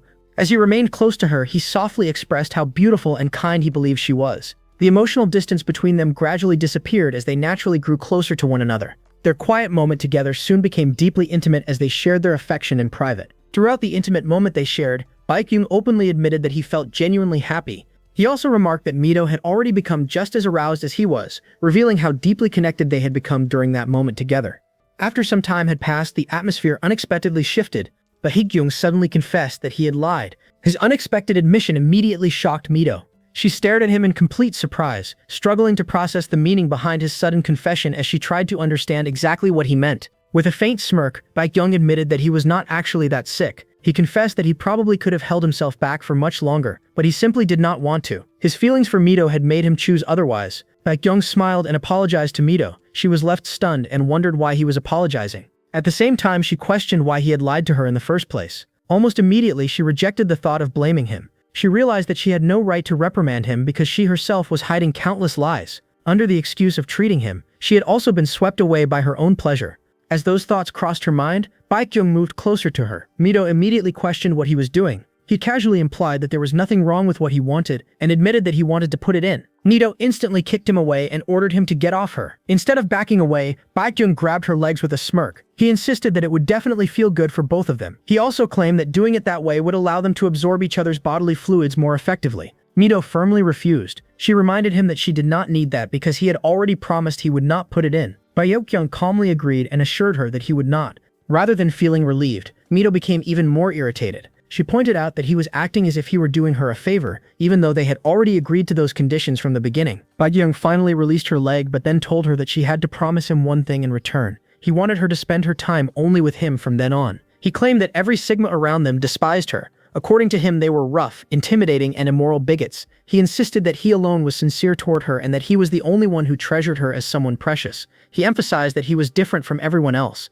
Mido noticed his behavior and realized that he was jealous. Baekgyung admitted it without hesitation. He confessed that he had not understood his feelings at first, but after thinking about it, he realized that the sickness he had been feeling was caused by jealousy. Mido could not understand why jealousy would even exist in the kind of relationship they shared. Even so, she decided to test him. She asked whether he truly meant everything he had just said. Baekgyung assured her that every single word had been sincere. Mido admitted that she still was not convinced. She decided that if he truly wanted her trust, he would have to prove it instead of simply saying it. At the same time, she secretly thought that if everything went well, perhaps she could use him for her own advantage. With that in mind, Mido stretched out her leg toward him and told him to unlock the restraint around her ankle. She reminded him that although he claimed to cherish her, he still treated her like livestock. She explained that if he removed the lock, she might finally be able to trust him a little. Without showing any hesitation, Baekgyung simply agreed. Mido was surprised that he accepted her request so easily. He immediately entered the passcode and unlocked the restraint. Mido was completely shocked. She could hardly believe it had been that simple. After removing the restraint, Baekgyung gently held her leg before placing a kiss on it. He reminded her that he had done exactly what she asked because he trusted her. In return, he pleaded with her to trust him as well. Mido accepted his words and agreed. Soon afterward, the two became intimate again. After that day, Mido explained that she deliberately began making more and more demands of Baekgyung. She often refused his touch by claiming she was tired. During the first few occasions, she even refused to treat him. Later, she began asking him to take her on short drives. Her requests gradually became even bolder. She shamelessly held out her hand for money, constantly testing how far she could push him. To her surprise, Baekgyung fulfilled every single request without refusing. While they were out on one of their short drives, Baekgyung commented that Mido looked especially adorable whenever she asked him for something. As time passed, Baekgyung once again tried to get close to her. Mido, now clearly irritated, reminded him that he should be going to work instead. Ignoring the suggestion, Baekgyung hugged her tightly. He confessed that he wanted to stay there with her forever.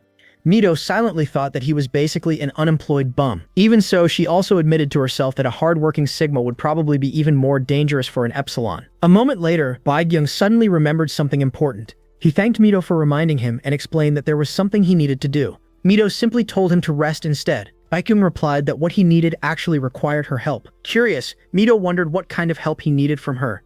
Baekgyung then revealed that a party would be held in Busan in 2 weeks. He wanted Mido to attend as his partner. He explained that it was the grand opening ceremony of a casino in which their side had invested. Although he personally wanted to skip the event, he admitted that failing to attend would leave a bad impression. He asked her to accompany him, promising that they would only make a brief appearance before using the opportunity to relax and travel around Busan together for a while before returning home. Hearing about the casino's grand opening, the trip, and Busan immediately filled Mido's mind with excitement. She realized that all of their previous night drives had been limited to the areas around Hanok Village. She had never been allowed beyond Sigma territory. The only exception had been Hong Kong, but that trip did not count because she had been forced to wear the anklet bomb the entire time. Mido quickly reminded herself not to get carried away. She silently told herself not to laugh, to stay calm, and to pretend she was not interested in the offer. Keeping her excitement hidden, she casually agreed to go. Delighted by her answer, Baekgyung kissed her and thanked her. Before the moment could continue, Mido stopped him from kissing her again. She explained that if she was going with him, she wanted something in return, and revealed that she had another favor to ask. Baekgyung calmly agreed and told Mido to say whatever she wanted. Mido admitted that she wanted to call her little sister. Without hesitation, Baekgyung agreed to the request. A bright smile appeared on Mido's face. Baekgyung politely suggested that she make the call immediately after washing up. Although Mido was delighted inside, she tried not to make it obvious that she was so happy. Before letting her make the call, Baekgyung added one condition. He insisted that she had to call her little sister in front of him. Mido looked surprised because she was only calling her younger sister. Even so, she realized she had no choice. As she dialed her sister's number, she thought that even if he truly wanted to, he could probably still tap the phone call and monitor everything they said.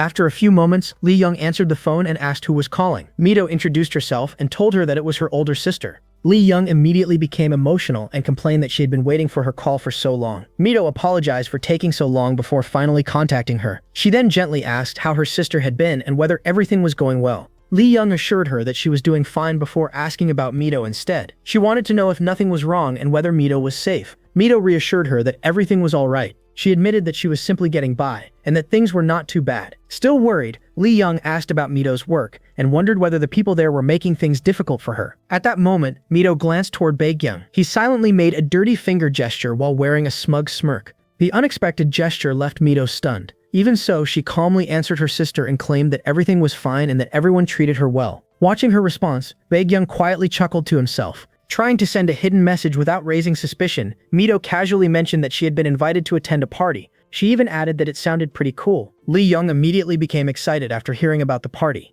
Mido explained that she was not completely sure what kind of gathering it would be, but she imagined it would be like the glamorous parties shown in television dramas. She said they would wear elegant dresses and drink alcohol. She also explained that she would not be attending as a worker this time, but as an actual guest. Mido continued by saying that what she was about to reveal might be difficult to believe. She explained that she finally had someone who would keep her safe. She told Lee Young not to worry about her anymore, and instead asked her to focus on taking care of her own health. Before Mido could continue, she was suddenly shocked when Baekgyung stepped behind her and wrapped his arms around her in a back hug. Startled by the unexpected embrace, Mido quietly asked what he was doing. Meanwhile, Lee Young heard her voice over the phone and asked what she was talking about. Trying to hide the situation, Mido quickly replied that it was nothing. Inside, however, Mido silently wished that Baekgyung would move aside. Instead of letting go, Baekgyung suddenly began kissing Mido. The unexpected affection caused her to lose her composure. She hurriedly tried to continue speaking with her sister, telling Lee Young not to worry. Her voice faltered because of the interruption. Hearing something unusual, Lee Young immediately became concerned and asked if Mido was alright.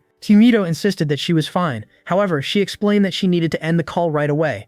Lee Young accepted her explanation but asked if she would call again. Mido promised that she would. She assured her sister that next time she would call much sooner. Just before ending the conversation, Lee Young suddenly remembered something important. She mentioned that the neighborhood's wild dogs had become unusually noisy. She explained that they had probably become restless because Mido had disappeared, since she was always the one who fed them. She added that it looked like they were about to cause trouble throughout the neighborhood. The moment Mido heard those words, she immediately understood the hidden meaning behind them. A knowing smirk appeared on her face. Lee Young finished by telling her to stay safe and come back home soon. As soon as the call ended, Baekgyung immediately pulled Mido back into his embrace and kissed her again. The two became intimate once more. While remaining in his arms, Mido quietly thought to herself that it would not be long now. She encouraged herself to wait just a little longer. She repeated the coded message about the neighborhood's wild dogs being noisy, and realized that it meant she would soon be able to escape. Sometime later, after freshening up and finding herself alone, Mido carefully reflected on everything. She remembered that the Anti-Sigma Alliance operated as a secret organization and communicated through coded language. Within their code, the phrase "get a job" actually meant that someone had been kidnapped. The phrase "paid job" referred to Sigma itself. In other words, the real question was whether Sigma was responsible for the kidnapping. From all of this, Mido concluded that the Anti-Sigma Alliance was already preparing a rescue operation. She then realized that Lee Young would have successfully passed along the information about the upcoming party. Because of that, planning an escape should now become much easier. With renewed determination, Mido decided that for the time being she would continue focusing on her marksmanship training while waiting for the right opportunity. Just then, someone approached her from behind and greeted her, asking whether she had been doing well. Mido immediately recognized the newcomer. It was none other than Baekgyung's older brother, Baekgyung. The unexpected meeting shocked her.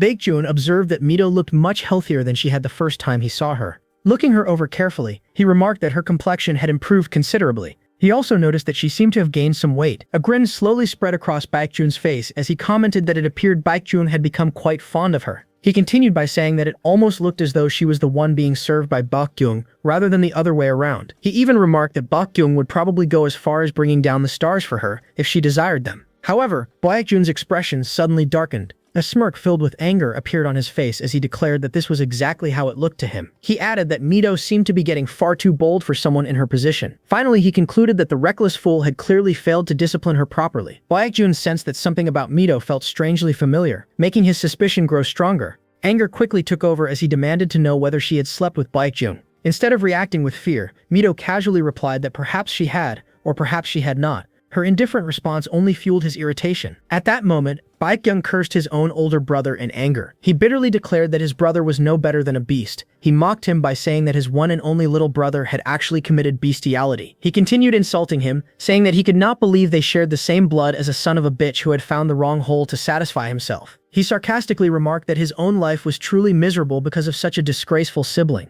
Mido silently watched the exchange and found the entire situation strangely fascinating. In her mind, she could not believe that Baekgyung's brother was such an extreme bigot, someone filled with prejudice while also lacking the most basic common sense. Ignoring her thoughts, Baekgyung coldly stated that he did not care how she managed to satisfy his younger brother because, in his eyes, her body existed for that purpose alone. A cruel smirk spread across his face as he leaned closer to her. He instructed her to simply continue doing what she had been doing and prove her worth to that perverted and sex-crazed bastard. After casually patting her shoulder, he turned around and walked away without another glance. The moment he left, Mido angrily brushed her shoulder clean, clearly disgusted by the unwanted touch. Soon afterward, Baekgyung's assistant approached her and calmly warned that provoking the CEO was not a wise decision. His words reminded Mido of the time when she had first been kidnapped. Still irritated, she insisted that Baekgyung had been the one who started the conflict first. The assistant remained calm and pointed out that she and the CEO were hardly on equal footing. Because of that, he explained that she should not behave as though she could openly challenge him. He advised her not to act tough simply for temporary satisfaction, because she was not there to throw her life away. He further warned that she should avoid doing anything that would ultimately hurt her in the long run, just to feel satisfied for a single moment. Mido found herself wondering whether this seemingly cold Sigma was actually giving her genuine advice. Curious, she asked why Baekgyung hated Baekgyung so much. She even wondered whether she was only imagining the hostility because Baekgyung appeared far more disgusted by his own younger brother than he was by her. The assistant explained that only one of the brothers could eventually become the head of the family. According to him, their relationship was nothing more than natural competition between siblings.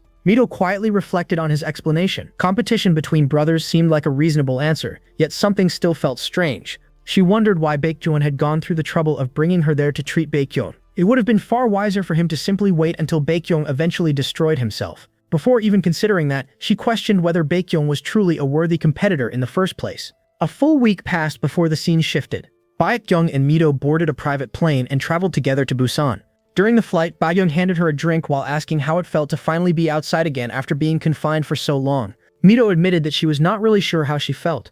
As she looked outside, another memory surfaced. She remembered hearing the other Sigmas mock her, claiming that she must have wanted to attend the event so badly that she had sold her body just to earn the opportunity. The memory made her visibly irritated. She asked Baekgyung why he insisted on bringing her to the party when everyone else seemed so eager to attend. She quietly wondered when such humiliating rumors had first begun spreading. Baekgyung responded affectionately, saying that there was no one else he would rather bring besides her. Mido dismissed the answer, believing that anyone could easily say sweet words. Without caring about her reaction, Baekgyung moved closer in his usual clingy manner. He teased her for still being upset about having the ankle monitor placed back on her leg. He reminded her that she had to wear it throughout their stay in Busan so that he would not lose her again. He emphasized that its tracking radius had now been reduced to only 300 meters, meaning she would have to remain even closer to his side than before. Changing the subject, Mido asked why he had decided to open a casino in Busan when his main base of operations was located in Seoul. Baekgyung explained that Busan's location, surrounded by the sea on three sides, made it much easier to attract overseas customers. He also added that it allowed him to plan and expand many different kinds of business operations.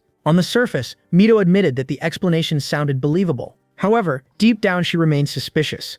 She believed the real reason was probably that the location made it easier to exploit legal loopholes, especially since most of the organization's businesses were illegal to begin with. Still lost in those thoughts, they finally arrived in Busan. After reaching their destination, both of them prepared themselves for the grand party being held at the casino.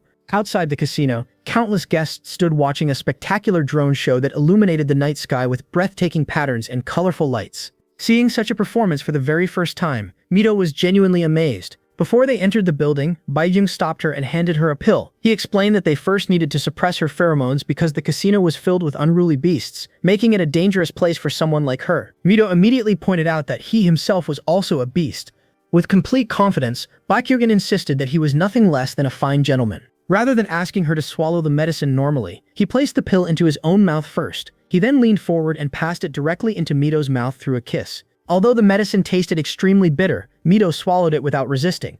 Baekgyung smiled with satisfaction and praised her for taking it so well. He admitted that it was a shame because he wanted to kiss her one more time. Just as the two were about to share another kiss, the moment was suddenly interrupted. Hisoka arrived, looking completely disgusted by what he had just witnessed. Unable to hide his irritation, he tried to say something. Baekgyung immediately shut him down before he could speak, firmly ordering him not to say a single word. Without paying any attention to Hisok's reaction, Baekgyung calmly turned back toward Mido. He gracefully extended his hand toward her and invited her to go inside, politely stating that as VIP guest he would personally escort her into the party. Mido accepted his offered hand without hesitation. Together, the two of them walked forward side by side and entered the luxurious party with calm confidence and graceful elegance. The scene shifted to a short while earlier, before everyone headed to the party. As preparations were underway, Mido told Hisok that she could handle choosing her outfit and jewelry on her own. However, considering that casinos were dangerous places, she believed she should at least be given some kind of weapon for protection. Hisok immediately dismissed the idea, bluntly saying that she already possessed the most lethal weapon possible. Confused, Mido asked what he meant. He casually replied that the weapon was the boss himself. Still unable to understand, she asked what exactly he was referring to. Hisok explained that she was the boss's lover. Mido was instantly furious. In her mind, she could only think about what complete nonsense he was talking about. She demanded to know what being Baekgyung's lover had anything to do with having a lethal weapon. Hisok calmly explained that the reason was simple. Baekgyung would willingly risk his own life to protect her, making him far more dangerous than any ordinary weapon. Banjo could hardly believe what she was hearing. She questioned whether Baekgyung could seriously be considered a lethal weapon. Although he was the leader of a mercenary group, he honestly seemed more like a lazy bum these days than a terrifying fighter. Hearing that, Hisok placed a hand on her shoulder before giving her an unusually strange look. He admitted that he sometimes envied her because he wished he could live as simply and as mindlessly as she did. His remark only made Mido even angrier. She demanded to know why he had suddenly started insulting her, and once again insisted that he simply give her a proper weapon instead. The conversation ended there as the scene smoothly returned to the present, with Mido finally entering the grand casino party. As she walked inside, she silently thought that in the end, she had failed to obtain even a single lousy weapon. Even so, she admitted to herself that Baekgyung was still a Sigma. Despite being a privileged Nepo baby, he was probably the type of person who actually got things done whenever it truly mattered. Noticing that she seemed lost in thought, Baekgyung smiled warmly at her before giving her an exaggerated pair of puppy eyes. He playfully accused her of thinking about another man and dramatically claimed that it hurt his heart. Mido became visibly irritated. Looking at him, she wondered how someone like him was supposed to be considered a lethal weapon. Pushing that thought aside, she carefully scanned the enormous casinos surrounding her. She quietly observed that the entire operation was impressively large in scale. Baekgyung asked whether she would like something to drink. Mido replied that she wanted something cold. Without hesitation, Baekgyung told her to wait for a moment before leaving to get her a drink. The moment he walked away, Baekgyung approached her. Fixing her with a cold, intimidating death glare, he remarked that she had ultimately followed his younger brother all the way to Busan. He coldly added that if she possessed a brain capable of thinking properly, she never would have dared to set foot inside this place. His constant hostility was beginning to wear on Mido's patience. She calmly reminded him that she was merely an epsilon. As someone in her position, she could hardly refuse when his younger brother personally requested her company. A mocking grin slowly spread across her face. She sarcastically addressed him as CEO Baekgyung, before suggesting that, if he truly disliked seeing her around, he should simply keep a much tighter leash on his younger brother instead. According to her, that would be a far more efficient solution. For a brief moment, Baekgyung looked irritated. Then, instead of losing his temper, he unexpectedly laughed. He sarcastically commented that, despite being treated like a pet, she occasionally managed to give useful advice. He assured her that he would remember those words before calmly walking away. Z watched him leave in surprise. She found it unexpected that he had simply chosen to leave without creating an even bigger confrontation. A few moments later, Baekgyung returned carrying a cold drink for her. Curious, he asked what she had been talking about with his older brother. Mido casually brushed the conversation aside, insisting that it had been nothing important. She simply mentioned that his brother did not seem particularly happy about her coming there. Baekgyung looked unconvinced. He pointed out that he had seen his brother laughing from a distance, making it difficult for him to believe that nothing had happened. Confused, Mido questioned what he meant. Baekgyung slowly leaned closer to her with a slightly saddened expression. He quietly admitted that he had begun wondering whether she actually liked his older brother. His ridiculous assumption immediately annoyed Mido. She firmly told him to stop talking such nonsense. To make her feelings perfectly clear, she declared that even if she and his brother somehow became the last two humans left alive and humanity depended on them reproducing, she would rather kill that man and spend the rest of her life completely alone instead. Her answer clearly pleased Baekgyung. He wrapped an arm around her waist before gently pulling her closer. Smiling warmly, he told her that her answer was touching, but the entire premise was flawed. Confused once again, Mido asked what he meant. Baekgyung confidently explained that there was absolutely no scenario where she would ever be left alone with his older brother while he was still alive. He happily declared that he wanted the two of them to live together until they reached 200 years old. He promised that he would do everything she ever asked of him and take good care of her for the rest of their lives. Mido awkwardly replied that he did not have to go that far. Just then, her attention shifted toward one of the female waiters working inside the casino. The waitress subtly signaled for Mido to follow her toward the restroom. Understanding the silent invitation, Mido turned back to Baekgyung and told him that she needed to use the restroom for a moment. Before letting her leave, Baekgyung leaned forward and kissed her. Afterward, he reminded her not to wander too far away because he would cry if she somehow lost her beautiful legs. Mido quietly made her way toward the restroom. Once inside, she noticed another woman already waiting there. Neither of them spoke a single word. Baekgyung quickly realized why. The restroom was being monitored by CCTV cameras, making it impossible to have a safe conversation. She silently concluded that they would have to communicate through some kind of hidden clue instead. Looking around carefully, she soon noticed a phone displaying a short message. The message simply read, "The last toilet cubicle." Immediately understanding the instruction, Mido walked toward the final restroom stall. As she entered, urgency filled her thoughts. She knew she had to hurry because if she stayed away for too long, Baekgyung would eventually become suspicious. Wondering what exactly she was supposed to find, she crouched down and carefully searched the area. After examining the wall near the floor, she discovered a hidden section. A concealed compartment quietly slid open, revealing that something had been secretly left inside specifically for Mido. As Mido opened the bag and looked inside, she found a cell phone hidden in it. She immediately turned it on and checked the contacts. There was only a single contact saved. The sight made Mido deeply emotional, and at the same time incredibly happy, because the only number stored belonged to her twin sister. The scene then shifted back to the casino, where Baekgyung was patiently waiting for Mido to return. A few moments later, Mido walked out of the restroom and gently grabbed his hand. Baekgyung smiled and remarked that he had thought she had gotten lost because the place was so crowded. Mido replied that she had not taken that long. Baekgyung casually explained that he had only been joking. Mido deliberately acted exhausted. Noticing her expression, Baekgyung asked whether she was tired. Mido admitted that she was feeling a little tired and said that she already wanted to go back home. Although she appeared calm on the outside, Mido secretly smirked to herself. The cell phone was safely hidden inside her bag. She believed that she had finally obtained the key that would allow her to escape and return to the outside world. Eventually, the two of them arrived back home. Mido quietly let out a sigh of relief. She was grateful that she had returned safely without getting caught carrying the phone, even after her ankle monitor had been removed. The entire situation had been incredibly nerve-wracking. As soon as she had the chance, Mido took out the hidden cell phone and placed a call. Instead of connecting immediately, an automated voice announced that the number she had dialed was not valid. Mido immediately understood what was happening. The invalid number message was actually a fake automated recording prepared for unexpected situations. She patiently waited for it to finish. Once the fake message ended, she heard the call connecting again. A man finally answered the call. Feeling an overwhelming sense of relief, Mido introduced herself. The man warmly recognized her voice and expressed his happiness that she sounded healthy. He remarked that the peerless Kim Mido had actually been kidnapped. He wondered how someone as capable as her had managed to let her guard down. Mido smiled and admitted that he was right. She sincerely thanked him for helping her. She honestly confessed that she had been practically useless over the past few years. Because of that, she had convinced herself that everyone would abandon her if something like this ever happened. The man immediately rejected that idea. He insisted that he could never abandon her. He explained that no responsible adult could ignore a child in distress,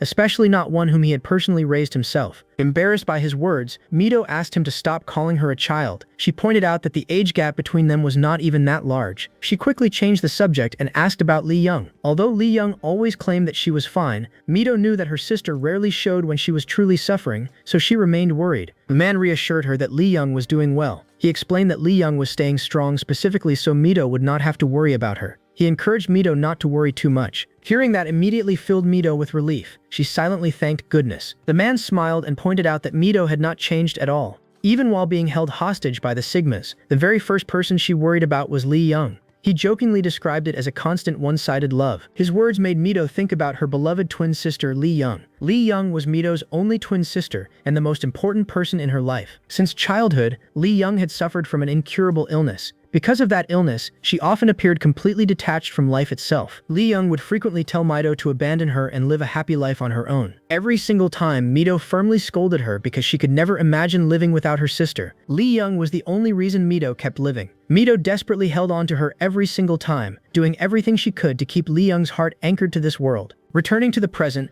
Mido promised that she would definitely repay the favor she had received. The man immediately refused to call it a favor. He insisted that there was no such thing as favors between the two of them. Without wasting more time, he moved on to the real reason for the call. He explained that they had successfully bribed the grocery delivery worker who regularly entered the Sigma territory. Every Wednesday, a food truck entered the main warehouse. That delivery would become the perfect opportunity to help Mido escape. Hearing the complete escape plan caused Mido's hand to tremble slightly. The man then asked when the escape would be most convenient for her. At first, Mido answered that she wanted to leave as soon as possible. However, at that exact moment, Baekgyung's smiling face unexpectedly appeared in her mind. After a brief pause, Mido changed her answer and suggested escaping during the week after next instead. The man praised her quick decision, saying that this was exactly what he expected from his Mido. After ending the conversation, Mido immediately tried to suppress her emotions. She warned herself that this was dangerous. She forced herself to stop thinking about Baekgyung. She reminded herself that she needed to leave this place as quickly as possible before the uneasy feelings inside her became even stronger. The call ended, and several days quietly passed. On Wednesday, a truck carrying fresh groceries entered the Sigma territory. While the workers unloaded the supplies, one Sigma member noticed that there was only a single box of cucumbers. The delivery worker casually explained that they had only received an order for one box. From a distance, Mido secretly watched the entire inspection. As she observed everything, she remembered the instructions the man had given her during their phone call. He had explained that the food warehouse itself was usually unmanned. However, CCTV cameras were installed at almost every corner. He promised that he would identify every blind spot for her. He then asked whether she would be able to climb onto the truck by herself using those blind spots. Returning to the present, Mido carefully analyzed everything around her. The truck always arrived every Wednesday at exactly 4 p.m. There was only one employee responsible for checking all the groceries. The escape route had already been fully prepared. She had also finished observing everyone who entered and left the warehouse every hour. Because of all that preparation, secretly getting onto the truck would not be very difficult. However, one major obstacle still remained. Later that night, Mido lay down to sleep. While resting, she suddenly felt something unusual around the lower part of her body. The sensation felt strangely soft and warm. She looked down and immediately realized what it was. Baekgyung was kissing her intimately. At that moment, Mido instantly realized the true biggest obstacle standing in the way of her escape plan. That obstacle was none other than the half-jobless bum, Baekgyung. Meanwhile, Baekgyung calmly assured her that he would be finished soon. Afterward, Mido and Baekgyung became intimate once again. As time passed, Mido silently reflected on everything that had happened between them. They had spent countless moments wrapped up in physical affection over and over again. She had completely lost track of how much time had passed. Before she realized it, it was already nighttime. At that moment, Mido became absolutely certain of one thing. If Baekgyung remained at the mansion on the day of her escape, she would never be able to leave. She knew she had to find a way to ensure that Baekgyung would not be home when the time came. Once they finished, Mido looked at him and brought up something that had been bothering her. She asked whether he had truly decided to become a full-time bum. She pointed out that she had not seen him working lately. Instead of answering seriously, Baekgyung tried to kiss her and jokingly claimed that this was his job. Mido pushed him away and refused to let him change the subject. She asked why he was so stubbornly refusing to go on a business trip. She explained that Yoon Hee-suk had even complained about him to her because of it. She corrected herself before calling him pathetic, settling on saying that his behavior was simply frustrating. Hearing that immediately disappointed Baekgyung. He suspiciously asked whether she had secretly spent time with the team leader behind his back. Confused, Mido asked what he was talking about. She reminded him that they could not possibly have met behind his back because he had been glued to her all day. Baekgyung paused and asked whether the team leader had actually been there earlier. Ignoring the question, Mido continued scolding him. She said that he had spent far too long doing nothing except fooling around with her. She insisted that it was about time he started earning his keep again. As the commander of his troops, she asked whether he was not ashamed to show his face to the people under his command. Baekgyung simply smiled. He told her that if she was worrying about his reputation, there was no need. He admitted that he did not feel even the slightest trace of shame. His carefree attitude only irritated Mido even more. Still holding and affectionately clinging to her, Baekgyung happily commented that she was even worrying about his social reputation. He warmly declared that, just as he expected, Mido was truly kind-hearted. Mido finally lost her patience. She admitted that she had not intended to go this far, but she honestly told him that she was starting to get sick of him. She criticized him for doing nothing except chasing physical pleasure. She bluntly confessed that there was nothing about him as a man that she found admirable. Those words visibly shocked Baekgyung. He dramatically covered his face, slowly stepped away from her, and looked completely heartbroken. With a pitiful expression, he sadly asked whether they were going through a relationship slump. Mido stared at him in confusion, unable to understand what he meant. Still acting dramatically, Baekgyung tearfully repeated that they were having a relationship slump. Completely frustrated, Mido finally agreed that it was indeed a relationship slump. She told him that if that was the case, then he should try showing her a more mature and admirable side of himself. She urged him to stop being stubborn and simply go on the business trip. Baekgyung looked even more dejected. He complained that her words felt unfair. When Mido asked what he meant, Baekgyung argued that saying they had merely been fooling around all this time was inaccurate. In his opinion, they had never truly been able to spend proper time together because circumstances had constantly interrupted them. As he leaned closer to her again, Mido grew increasingly irritated. She realized that if she allowed herself to be pulled in any further, she would lose far more than she could ever gain. Deciding to use the situation to her advantage, Mido chose to play along instead. She casually mentioned that it was almost that time of the month and proposed making a bet. Curious, Baekgyung asked what kind of bet she had in mind. Mido explained that since he constantly looked for opportunities to stay close to her, he should have no trouble enduring his upcoming business trip. She proposed that if he managed to stay in control throughout the trip without relying on any sedatives, she would give him a reward that would completely satisfy him after he returned. Baekgyung smirked with interest and asked whether she was really offering him a reward. Meeting his gaze with confidence, Mido confirmed that she was, and asked what he thought about the offer. Suddenly, Baekgyung let out a groan. Startled, Mido immediately asked what had happened. Baekgyung simply smirked and casually admitted that he had lost control. Completely stunned, Mido asked what he meant. Smiling mischievously, Baekgyung explained that she had looked so attractive that he could not help himself. He then pulled her into another warm embrace. Caught off guard, Mido became anxious. She silently wondered whether she had made a terrible mistake. However, now that things had reached this point, she reminded herself that she absolutely had to make her escape plan succeed no matter what. The scene then shifted to an airplane. Baekgyung was finally leaving on his long-delayed business trip. Despite leaving, he looked unusually depressed throughout the flight. Watching him, Hisuk silently wondered what kind of trick Kim Mido had used to convince him to leave. After thanking her in his thoughts, Hisuk turned his attention back to work. Meanwhile, Baekgyung quietly admitted that he already missed Mido. He then asked the team leader what they had been discussing. Hisuk reminded him that they were talking about Lee Ho-Huai. Baekgyung blankly asked who that was supposed to be. Hisuk explained that Lee Ho-Huai had been Mingwei's right-hand subordinate. For the past several years, she had competed against Mingwei's eldest son for the position of successor. However, after Mingwei's death, she had unexpectedly sided with a Chinese triad known as the Qing Gong. According to the latest intelligence, she had also formed an alliance with Shocker, one of the biggest forces in Harbin's entertainment industry. Hisuk could hardly believe that Baekgyung genuinely did not remember any of this. After thinking for a moment, Baekgyung finally smiled in realization. He remembered Lee Ho-Huai. She was the very person his older brother had desperately wanted dead. Baekgyung recalled his older brother's instructions. His brother had believed there was a very high chance that Mingwei had secretly passed the wild strawberry formulation ratios to Lee Hoi instead of giving them to his own useless son. Because of that, his brother had ordered Baekgyung to eliminate her first and completely destroy the production method. Baekgyung casually thought that it was probably something along those lines. He then asked Hisuk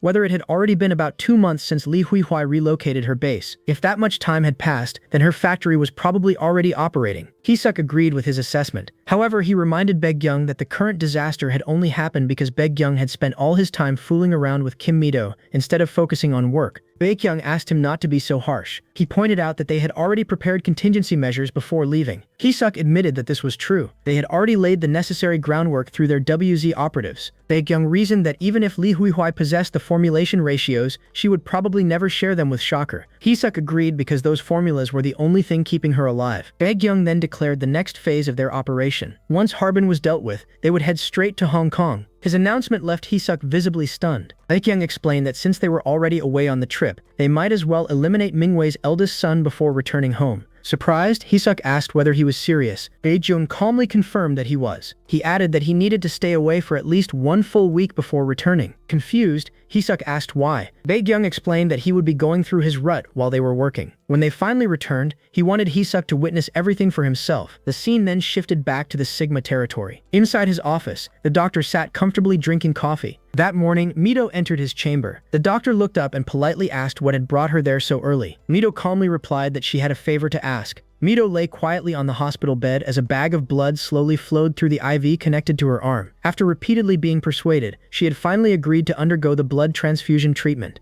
She remained calm and silent while the blood continued flowing into her body. Standing beside her, the doctor observed her carefully with a thoughtful expression. After watching her in silence for a moment, he reflected on her situation. As an Epsilon, he found it difficult to understand why she had grown so involved after spending so much time living alongside a Sigma. Mido listened without reacting immediately. She stayed composed before calmly revealing that Baekgyung would live a long and healthy life because of this treatment, and once that happened, she would finally be free from everything that had bound her. Hearing her answer, the doctor lowered his gaze with a trace of pity. He recalled how Mido had willingly entered Baekgyung's residence as though it had been her own home. During her time there, she had even managed to irritate him on several occasions, despite knowing the danger she was in. Those words caused Mido to tense slightly. A small bead of sweat formed on her face as she quietly looked away, showing that the memory still affected her. After a brief silence, the doctor considered what would happen after her usefulness to Baekgyung came to an end. He believed that once she was no longer needed, her situation would become even more dangerous. Mido answered without the slightest hesitation. She had already accepted whatever fate awaited her. She intended to deal with everything herself,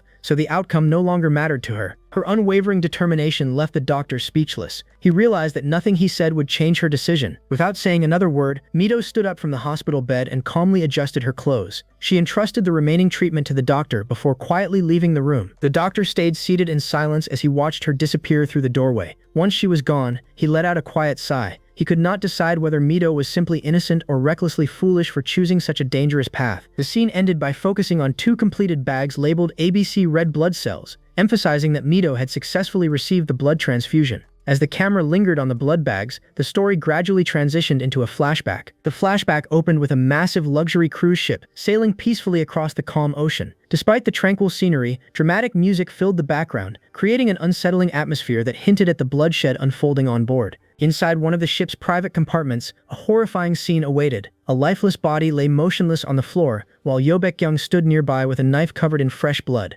His calm expression showed no trace of guilt, making it clear that taking another person's life meant nothing to him. At that moment, a young couple accidentally stumbled upon the gruesome scene. The boyfriend froze in complete shock as he tried to comprehend the horrifying sight before him. Beside him, his girlfriend was overwhelmed with terror and instinctively screamed in fear. Realizing they were facing a deadly killer, the man desperately searched for the gun he had brought with him. Panic consumed him as he frantically looked for the weapon, hoping to defend both himself and his girlfriend. Before he could find it, Baekgyung moved with terrifying speed. In the blink of an eye, he crossed the distance between them and slashed the man's face with his knife. The attack was so swift and deadly that the victim collapsed immediately and died where he fell. The girlfriend watched helplessly as her boyfriend was murdered before her eyes. Her entire body trembled uncontrollably as fear consumed her. She begged desperately for her life, hoping Baekgyung would spare her. Instead of killing her, Baekgyung looked at the terrified woman with a chilling smile while blood stained his face. He calmly decided to let her live, not out of mercy, but because she had become nothing more than an obstacle to the work he intended to finish.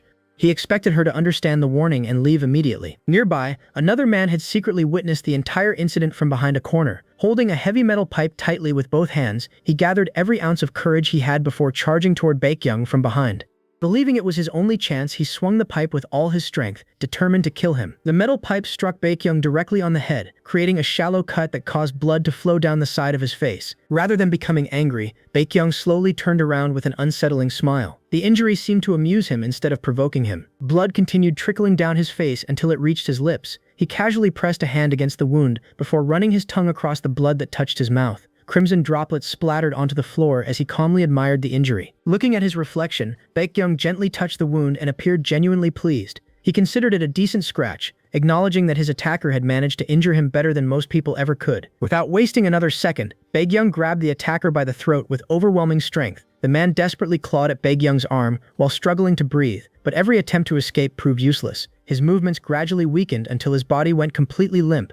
Moments later, he collapsed lifelessly onto the floor. After disposing of him, Baekgyung looked at the wound on his head once again. He quietly reflected that no matter how much effort he put into his work, Mido would never notice it unless it left a visible mark. The thought made him laugh softly. He even worried that Mido might cancel their bet if she believed he had completed the mission too easily without suffering any noticeable injuries. Surrounded by an ever-growing pile of corpses, Baekgyung calmly looked over the blood-soaked hallway. He briefly expressed his appreciation before continuing his mission without hesitation. His attention shifted toward the person he had truly come to find. He calmly continued searching through the cruise ship for his real target, treating the massacre as nothing more than another task to complete. The scene expanded to reveal the devastating aftermath across the luxury cruise ship. Numerous murdered men lay scattered throughout the corridors, showing the scale of the slaughter Baekgyung had carried out. Eventually, the focus shifted to the host of the lavish party, Lee Hui-Howai. Unlike the others, Hui-Howai had managed to hide himself, trembling in fear while desperately hoping to survive. Baekgyung finally found him and casually sliced his hand with the knife. The painful wound forced Hui-Howai to groan in agony as terror completely overtook him. Remaining perfectly calm, Baekgyung casually twirled the knife in his hand while mocking Hui-Howai's pathetic attempt to hide. He found it disgraceful that the man important enough to host such an extravagant celebration had reduced himself to cowering like a frightened rat. Baekgyung deliberately addressed him by name, making it clear there was no escape. Hui-Howai slowly raised his head. His face was filled with absolute terror as he desperately begged for mercy, hoping his life would somehow be spared. Baekgyung ignored every plea without showing the slightest sympathy. Instead, he casually wished Hu Hai a happy birthday, turning what should have been a joyful celebration into the final moment of his life. In the very next instant, Baekgyung drove his knife into Hu Hai, killing him on the spot and bringing the massacre to its conclusion. Silence gradually fell over the luxury cruise ship as no one remained alive to oppose him. With his objective complete, Baekgyung calmly walked onto the open deck, where the cool night breeze swept across the ocean. His hand remained stained with fresh blood as he raised a small plastic evidence bag containing a single USB drive. The massacre had never been about revenge or random killing. The USB drive had been the true objective from the very beginning, and after eliminating everyone standing in his way, Baekgyung had finally secured it. With the massacre aboard the cruise ship finally over, the mission entered its final stage. The bloodshed had ended, but the search for the organization's true objective was not yet complete. Shortly afterward, Hisuk approached Yo Baekgyung from behind while holding a small memory chip between his fingers. During the cleanup, he had discovered the hidden chip behind Li Huihai's belongings and immediately brought it to Baekgyung. Based on where it had been concealed, he believed there was a strong possibility that it contained the wild strawberry formulation, the information they had been searching for throughout the operation. Baekgyung quietly accepted the memory chip and carefully examined it. Although its contents still needed to be verified, he agreed that there was a good chance it contained the valuable formula they were after. With the mission seemingly complete, Baekgyung stepped onto the cruise ship's deck. The cool night breeze drifted across the calm ocean as he stood in silence, peacefully admiring the scenery before him. The contrast between the tranquil sea and the massacre that had just taken place made the moment feel strangely unsettling. As he gazed at the ocean, a faint smile slowly appeared on his face. Rather than thinking about the mission or the countless lives that had been lost, his thoughts wandered to Mido. He quietly imagined that the next time he boarded a cruise ship, he wanted it to be for a date with her instead of another bloody assignment. After enjoying the peaceful view for a brief moment, Baekgyung turned back toward Hisuk. Since his own work had been completed, he entrusted the entire cleanup operation to Hisuk before calmly instructing him to proceed with the next stage of their agenda. As time quietly passed, the story gradually moved away from the cruise ship. Before long, a new morning arrived, bringing the narrative back to Mido. The scene shifted to a large traditional Korean-style residence. Inside one of its quiet rooms, Mido stood alone in complete silence. Her eyes slowly settled on the gift Baekgyung had previously given her. She gently reached toward it before carefully picking it up with both hands. Holding the small wooden ornament awakened memories of the moment Baekgyung had presented it to her. She remembered him explaining that he had bought it because it reminded him of her. In his eyes, the ornament looked adorable, while also possessing a dignified spirit. Above all else, he believed it was something truly special. The memory gradually faded, returning Mido to the present. She continued gazing at the small keepsake with an unexpectedly gentle expression. The once ordinary wooden ornament had become precious to her, and she carefully held it close. As she reflected on Baekgyung's words, describing it as God's first creation, she quietly accepted the gift as something that now belonged to her. A small smile formed on her face before she carefully tucked the ornament away and silently left the room. The scene then shifted outside to the loading area of the residence. A large delivery truck sat waiting with its engine running, prepared to leave the estate. Nearby, two Sigma workers busily organized the cargo that was about to be loaded into the vehicle. Hidden behind the corner of a nearby building, Mido carefully observed everything, while making sure she remained completely out of sight. As she watched the workers, she reflected on her journey to the loading area. Along the way, she had encountered several Sigmas. Fortunately, none of them had become suspicious of her presence, allowing her to reach the truck without attracting attention. Remaining calm, Mido carefully studied the surrounding security measures. Her attention soon settled on a surveillance camera positioned nearby. After observing its angle, she realized there was only a single CCTV camera monitoring the loading area. Fortunately, the parked truck blocked part of the camera's field of vision, creating a blind spot where she could move without being recorded. As she finalized her plan, she remembered an earlier discussion she had before attempting the infiltration. During that conversation, Mido had explained that hiding inside the truck would be far too dangerous. There was always the possibility that the vehicle could be stopped unexpectedly and searched, making it far too risky to conceal herself among the cargo. The other person had agreed with her assessment and asked whether she had another plan. Mido had already prepared an alternative. She explained that instead of hiding inside the truck, she intended to cling to the underside of the vehicle. She would remain there until the truck safely departed from the residence. The memory ended as Mido returned her full attention to the present. She reassured herself that, because she had made that request beforehand, the person helping her should have already prepared something beneath the truck for her to grip while hanging underneath the moving vehicle. Meanwhile, the two Sigma workers remained focused on organizing the shipment and continued discussing the cargo without paying attention to their surroundings. One worker instructed the other to place the pork neck inside the first freezer. The second worker agreed and added that all of the pork products should be stored there together. Completely occupied with their work, neither of them noticed Mido waiting nearby. Recognizing that this was the opportunity she had been waiting for, Mido quietly sprinted toward the truck without making a sound. Reaching the vehicle, she immediately dropped to one knee beside it. Now positioned next to the truck, she prepared herself for the next step of the plan. All that remained was to crawl underneath the vehicle and secure herself before it departed. Just as she was about to slide beneath the truck, something on the ground suddenly caught her attention. The small wooden ornament Baekgyung had given her was lying on the ground only a short distance away. The unexpected sight shocked her. She immediately realized that it must have slipped out of her pocket without her noticing. For a brief moment, she hesitated. Although the keepsake had become precious to her, she forced herself to look away. She knew she could not allow a single wooden ornament to ruin the entire operation she had carefully planned. However, another worrying thought immediately crossed her mind. If the ornament had fallen onto the ground, the sound might have been loud enough for the nearby Sigma workers to hear. At almost the same moment, one of the Sigma workers paused while handling a box of cow's trotters. The sound had caught his attention. He slowly turned toward the direction where he believed the noise had come from. The second worker noticed his reaction and looked over as well, wondering what had happened. The first worker explained that he thought he had heard something unusual. Growing suspicious, he slowly began walking toward the area to investigate the source of the sound. Hidden beside the truck, Mido remained perfectly still. She held her breath and silently prayed that the workers would not discover her before she could complete her escape.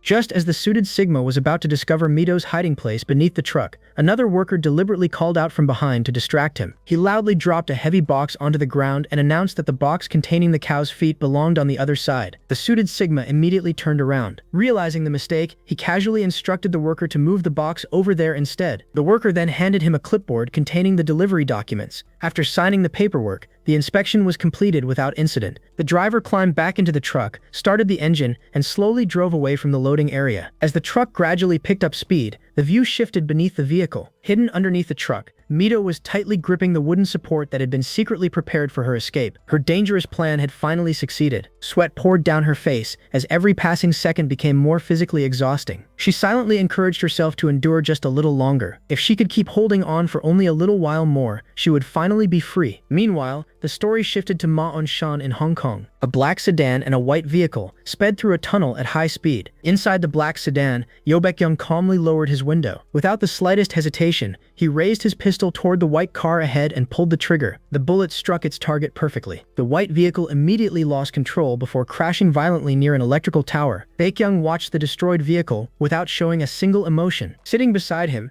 Hisuk calmly stated that he would take care of everything else. As Baekgyung quietly reached for another firearm, Hisuk noticed something unusual. He silently realized that Baekgyung was using the gun he almost never touched. To Hisuk, that could only mean one thing. Baekgyung must have been in an exceptionally bad mood. After the convoy stopped, Hisuk stepped out of the vehicle while Baekgyung remained seated inside. Hisuk ordered the men to subdue the enemies first and specifically instructed them not to kill anyone. The subordinates immediately acknowledged the order before rushing toward the crash site. Left alone inside the car, Baekgyung quietly sighed. According to the original schedule, he should already have been on a plane returning home that day. He looked outside at the bright, clear sky. His thoughts naturally drifted toward Mido. He quietly wondered what she was doing at that very moment. He convinced himself that she was probably doing perfectly fine without even thinking about him. He remembered how openly she had treated him like a nuisance. His thoughts briefly shifted to Mido walking around the traditional Korean residence, casually stretching her shoulders before continuing with her daily routine. He imagined that she was probably enjoying the peace and quiet of the mansion,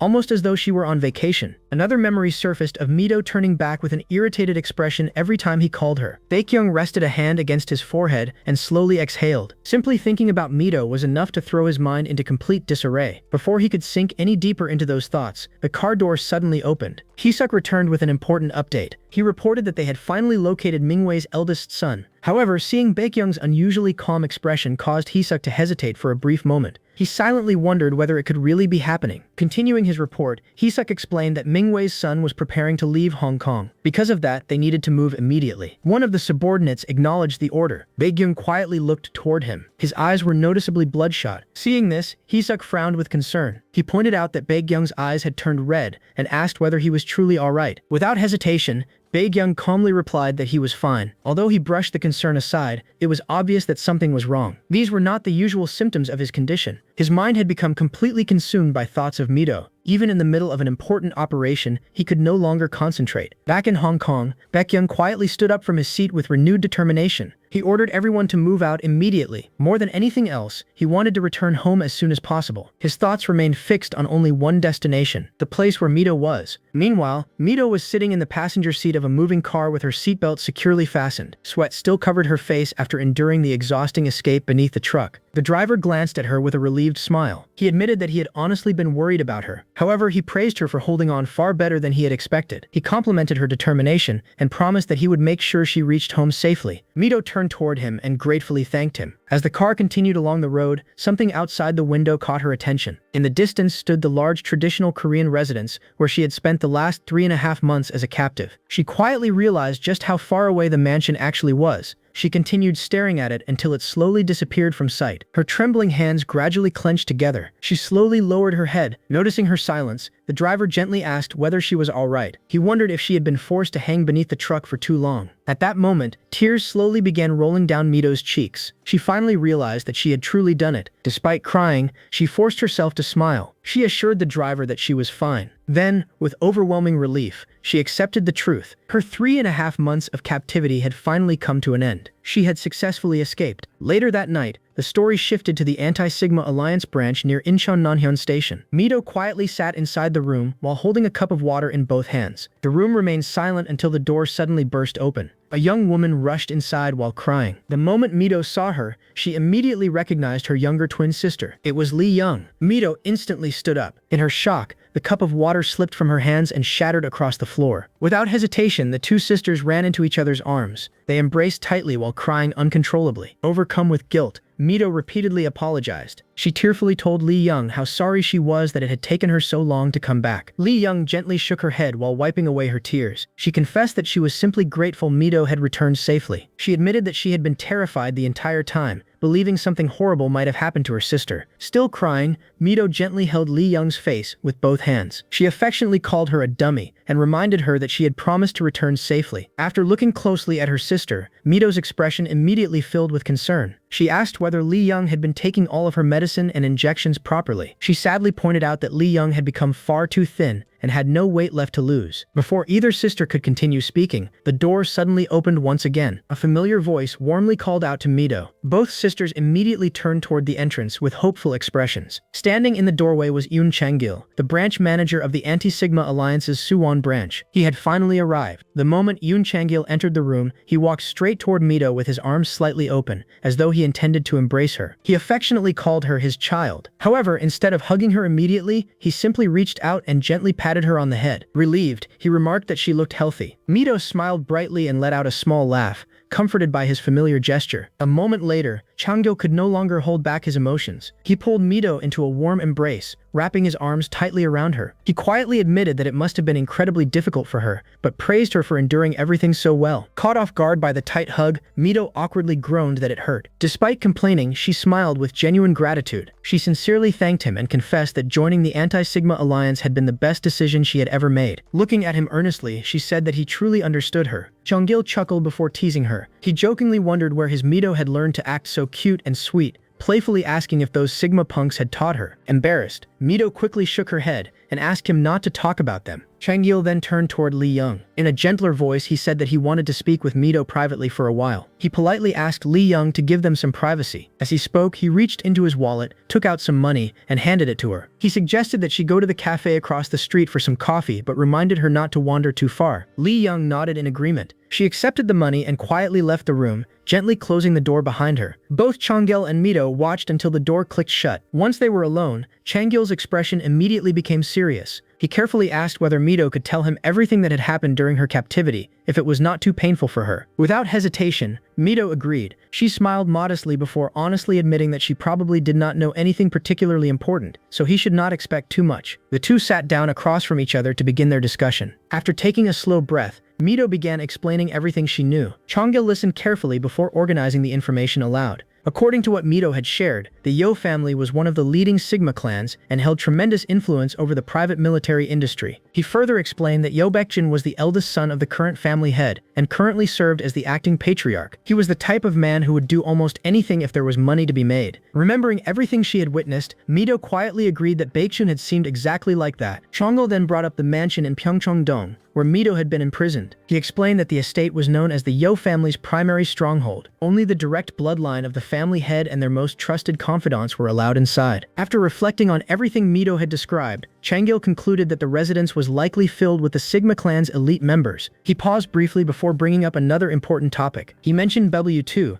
the mercenary organization led by Yo Baekgyung. The instant Mido heard Baekgyung's name, her entire body stiffened. Noticing her reaction, Changil continued speaking. He explained that W2 was not particularly active and that almost nothing was known about the group outside its own members. Looking directly at her, he asked what kind of impression Baekgyung had left on her. Mido lowered her eyes and tightly clasped her hands together on her lap. She carefully chose every word before answering. In her opinion, Yo Baekgyung was simply someone living under the influence of his older brother. He did not appear interested in the family's business, nor did he seem especially competent at his work. After a brief pause, she added what she believed to be the most important detail. Baekgyung suffered from an incurable illness. The moment those words left her mouth, Mido's thoughts became unsettled. She questioned herself. She wondered why she had mentioned details that were not even necessary. She worried that if she continued talking like that, it would sound as though she were trying to defend him. Across the table, Changil quietly folded his arms while considering everything she had said. Although thoughtful, he remained unconvinced. He pointed out that regardless of Baekgyung's personality, the moment he accepted his position within the Sigma family, he inevitably became involved in countless crimes. He reminded Mido that she herself had been one of their kidnapping victims. After a brief hesitation,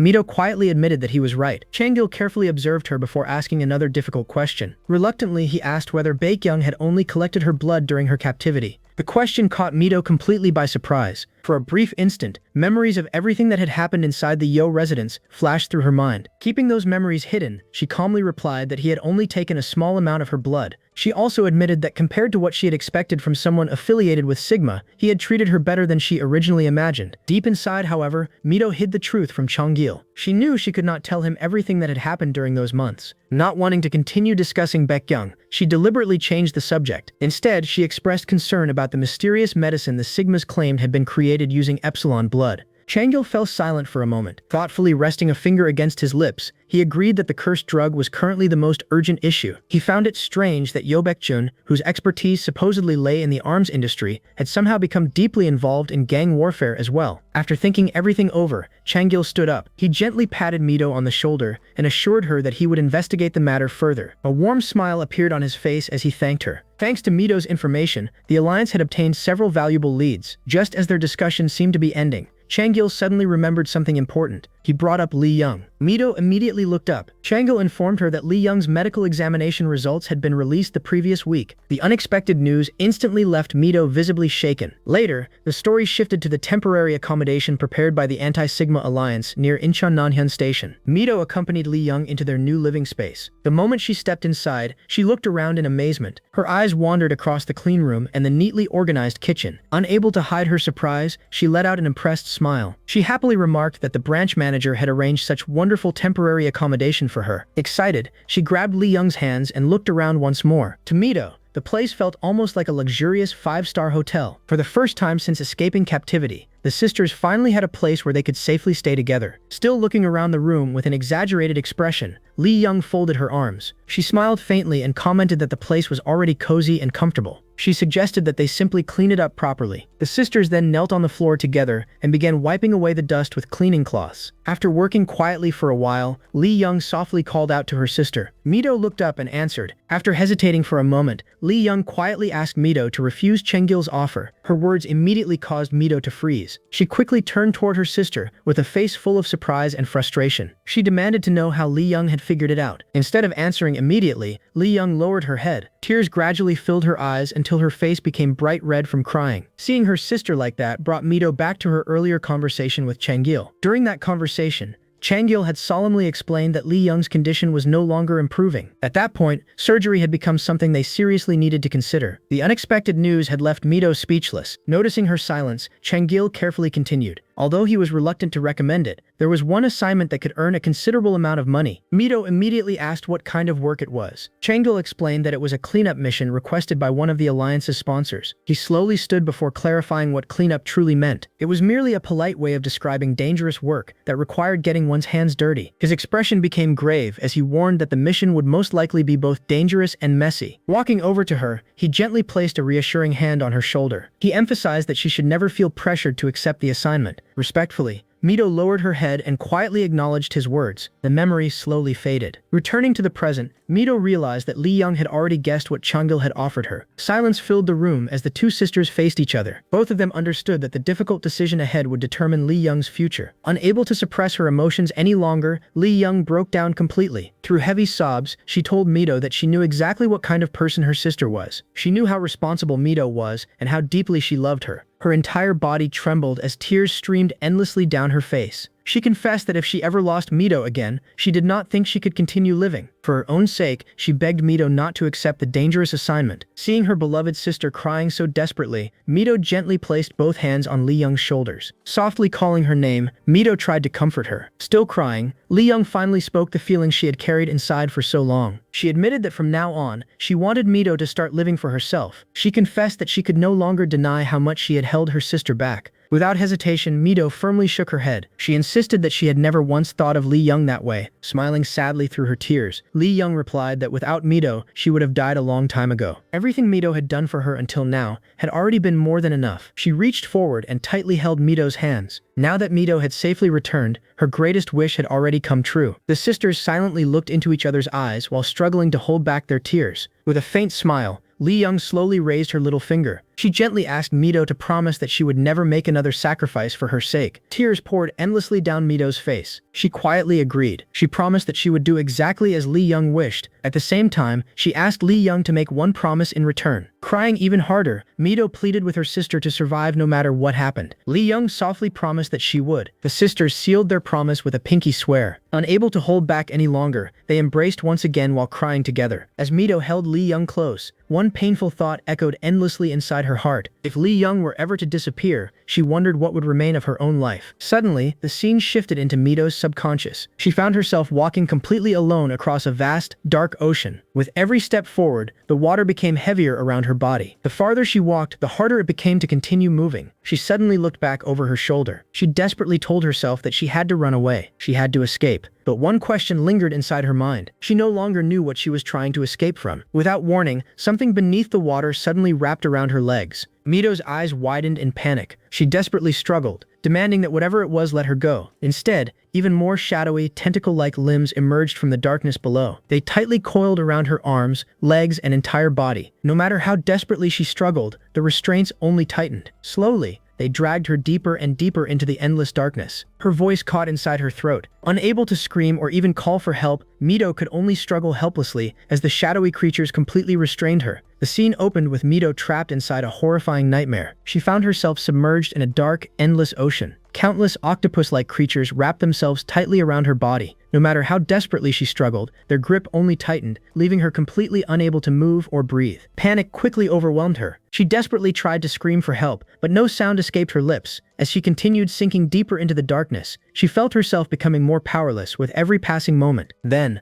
a much larger shadow slowly emerged from the depths of the ocean. A familiar voice echoed through the water as it called her name. The moment Mido heard it, she froze. The mysterious figure gradually moved closer, causing her heart to pound uncontrollably. She felt as though the nightmare itself was swallowing her whole. She struggled to breathe as the overwhelming sensation convinced her that she was dying. As the suffocating darkness surrounded her from every direction, Baekgyung suddenly appeared before her. He looked directly at her with an unreadable expression before quietly telling her that everything happening to her was exactly what she had wanted. His words echoed endlessly through the dark water until everything around Mido was finally consumed by complete darkness. Moments later, Mido suddenly jolted awake from the nightmare. She immediately sat upright in bed, tightly clutching her blanket while struggling to catch her breath. After forcing herself to calm down, she quickly turned her attention toward the other side of the room. Lee Young was still peacefully asleep beside her. Seeing that nothing had happened, Mido released a long sigh of relief after realizing that it had only been a dream. Even so, the nightmare had felt so vivid that its terrifying images continued weighing heavily on her mind long after she woke up. As morning arrived, Mido stood outside in a quiet corner while speaking on the phone. She asked the person on the other end to help her find work as quickly as possible. She explained that she did not mind doing physically demanding labor as long as she could begin working immediately. The caller, however, was not convinced. After looking at Mido's weak condition, the person jokingly remarked that she appeared so frail she might collapse if someone merely tapped her shoulder. They even warned that her medical expenses would probably end up costing more than anything she could earn from such difficult work. Despite the concern, Mido refused to give up. She insisted that any kind of job would be acceptable. Deep inside, she could not stop thinking about the nightmare she had experienced after escaping. She wondered whether the months she had spent in captivity had finally begun affecting her mind. Fortunately, the caller soon remembered that the snack bar inside the building was looking for a part-time employee. Without any hesitation,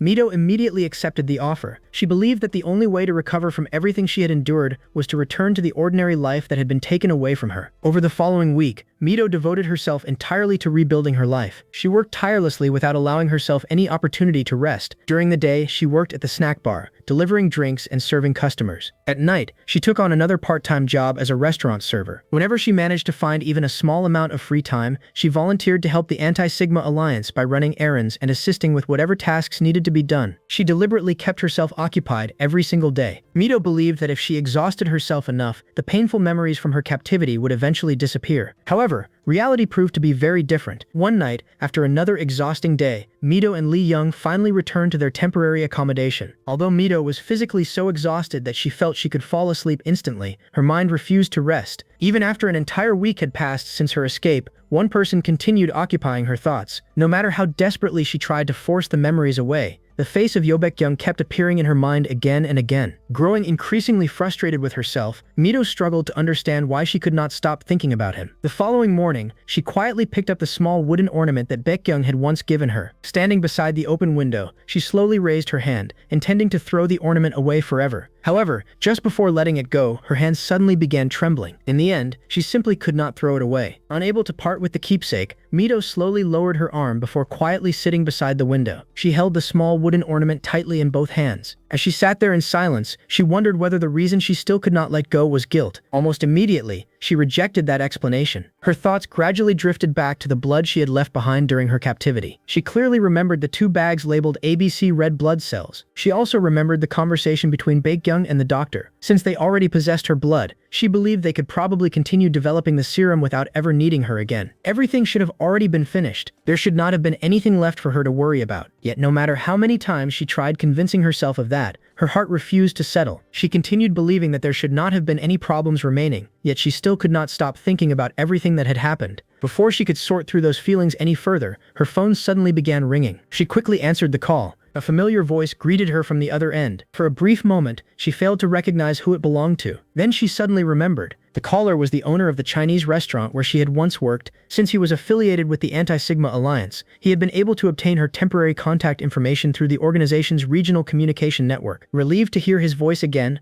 Mido greeted him warmly and apologized for not contacting him first. The restaurant owner sincerely thanked her for taking care of the restaurant while everyone else had been away. Mido simply smiled and explained that everyone within the Anti-Sigma Alliance relied on one another, so there was nothing to apologize for. She also told him that she completely understood why he had not contacted her sooner, knowing that branch manager Yoon had most likely asked everyone to give her enough time to recover after her rescue. After the two exchanged a few more words, the restaurant owner finally revealed the true reason for his call. He explained that he had a favor to ask of her. Branch manager In had entrusted him with delivering an important item, but he had been unable to make the trip to Incheon. Because of that, he asked whether Mido would be willing to deliver the item to Suwon on his behalf. The request immediately caused Mido to hesitate. Returning anywhere near the place where she had been abducted still carried considerable danger. At the same time, she could not ignore the kindness the restaurant owner had shown her throughout the years. Seeing her hesitation, the owner quickly apologized. He admitted that it was an unreasonable request and assured her that she was free to refuse if it felt too difficult. Without answering immediately, Mido lowered her eyes toward the small wooden ornament she was still holding in her hand. After quietly gathering her resolve, she slowly looked back up. She confirmed that all she needed to do was deliver the item. Once the owner confirmed it, Mido firmly accepted the request. With her decision finally made, the story gradually shifted back toward the Yo family's residence. There Baekgyung was lying weakly on the floor, holding Mido's dress close and smelling its scent. Lost in memories of her, he kissed the dress while softly mumbling her name over and over again.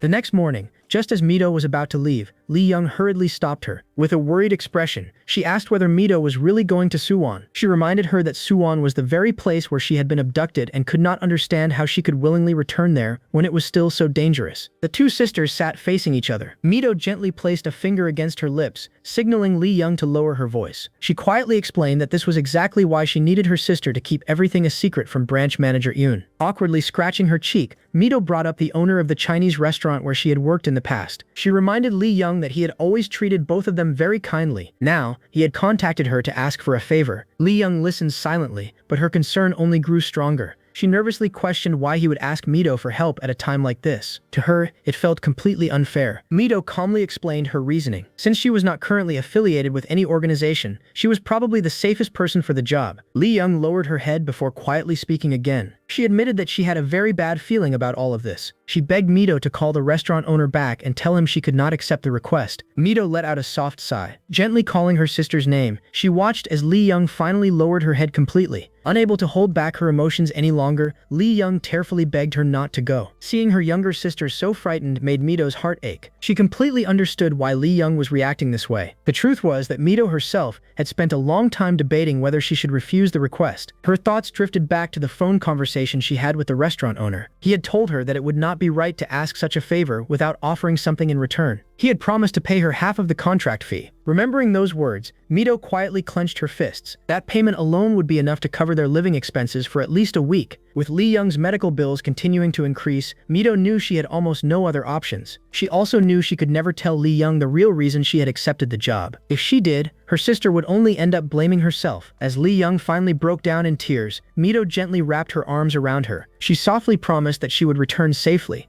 She reassured her that nothing would happen. Absolutely nothing. Later that night, Mido arrived at the station wearing a black jacket, a black cap, and a face mask to avoid attracting attention. As the train approached its destination, an announcement echoed through the carriage. The next stop was Suwon Station. The train doors opened, and Mido quietly stepped onto the platform. Keeping one hand inside her jacket pocket, she adjusted her cap and silently encouraged herself to move forward. As she walked deeper into the neighborhood, the streets gradually became quieter and far more unsettling. She had expected the area to feel uncomfortable. Even so, the narrow alleys felt far eerier than she remembered. Without warning, memories of the day she had been kidnapped flooded back into her mind. She remembered desperately running through those very same streets before someone suddenly grabbed her from behind. Closing her eyes, Mido slowly took a deep breath. She reminded herself that everything was all right. This time was different. Unlike before, she had come fully prepared. She discreetly checked the small knife hidden inside her pocket before continuing forward. After carefully searching the area, she finally found her destination. The building was Sunny Hardware. She confirmed that this was the correct place. Mido pushed open the door, removed her face mask, and quietly entered. Following the instructions she had received, she unlocked a storage container. She then placed the package inside the safe located above the storage cabinet. After finishing the delivery, Mido hesitated. She wondered whether she should remain there and wait for the recipient to arrive. At that moment, faint footsteps echoed somewhere inside the building. Immediately becoming alert, she switched on her flashlight and carefully searched the dark interior. There was no one there. She was certain she had heard someone. A second sound suddenly echoed through the room. Her instincts immediately warned her that something was wrong. Deciding it was too dangerous to stay any longer, she concluded that it would be better to leave. Whoever was supposed to receive the package could simply collect it themselves. She hurried toward the exit and grabbed the doorknob. The door refused to open.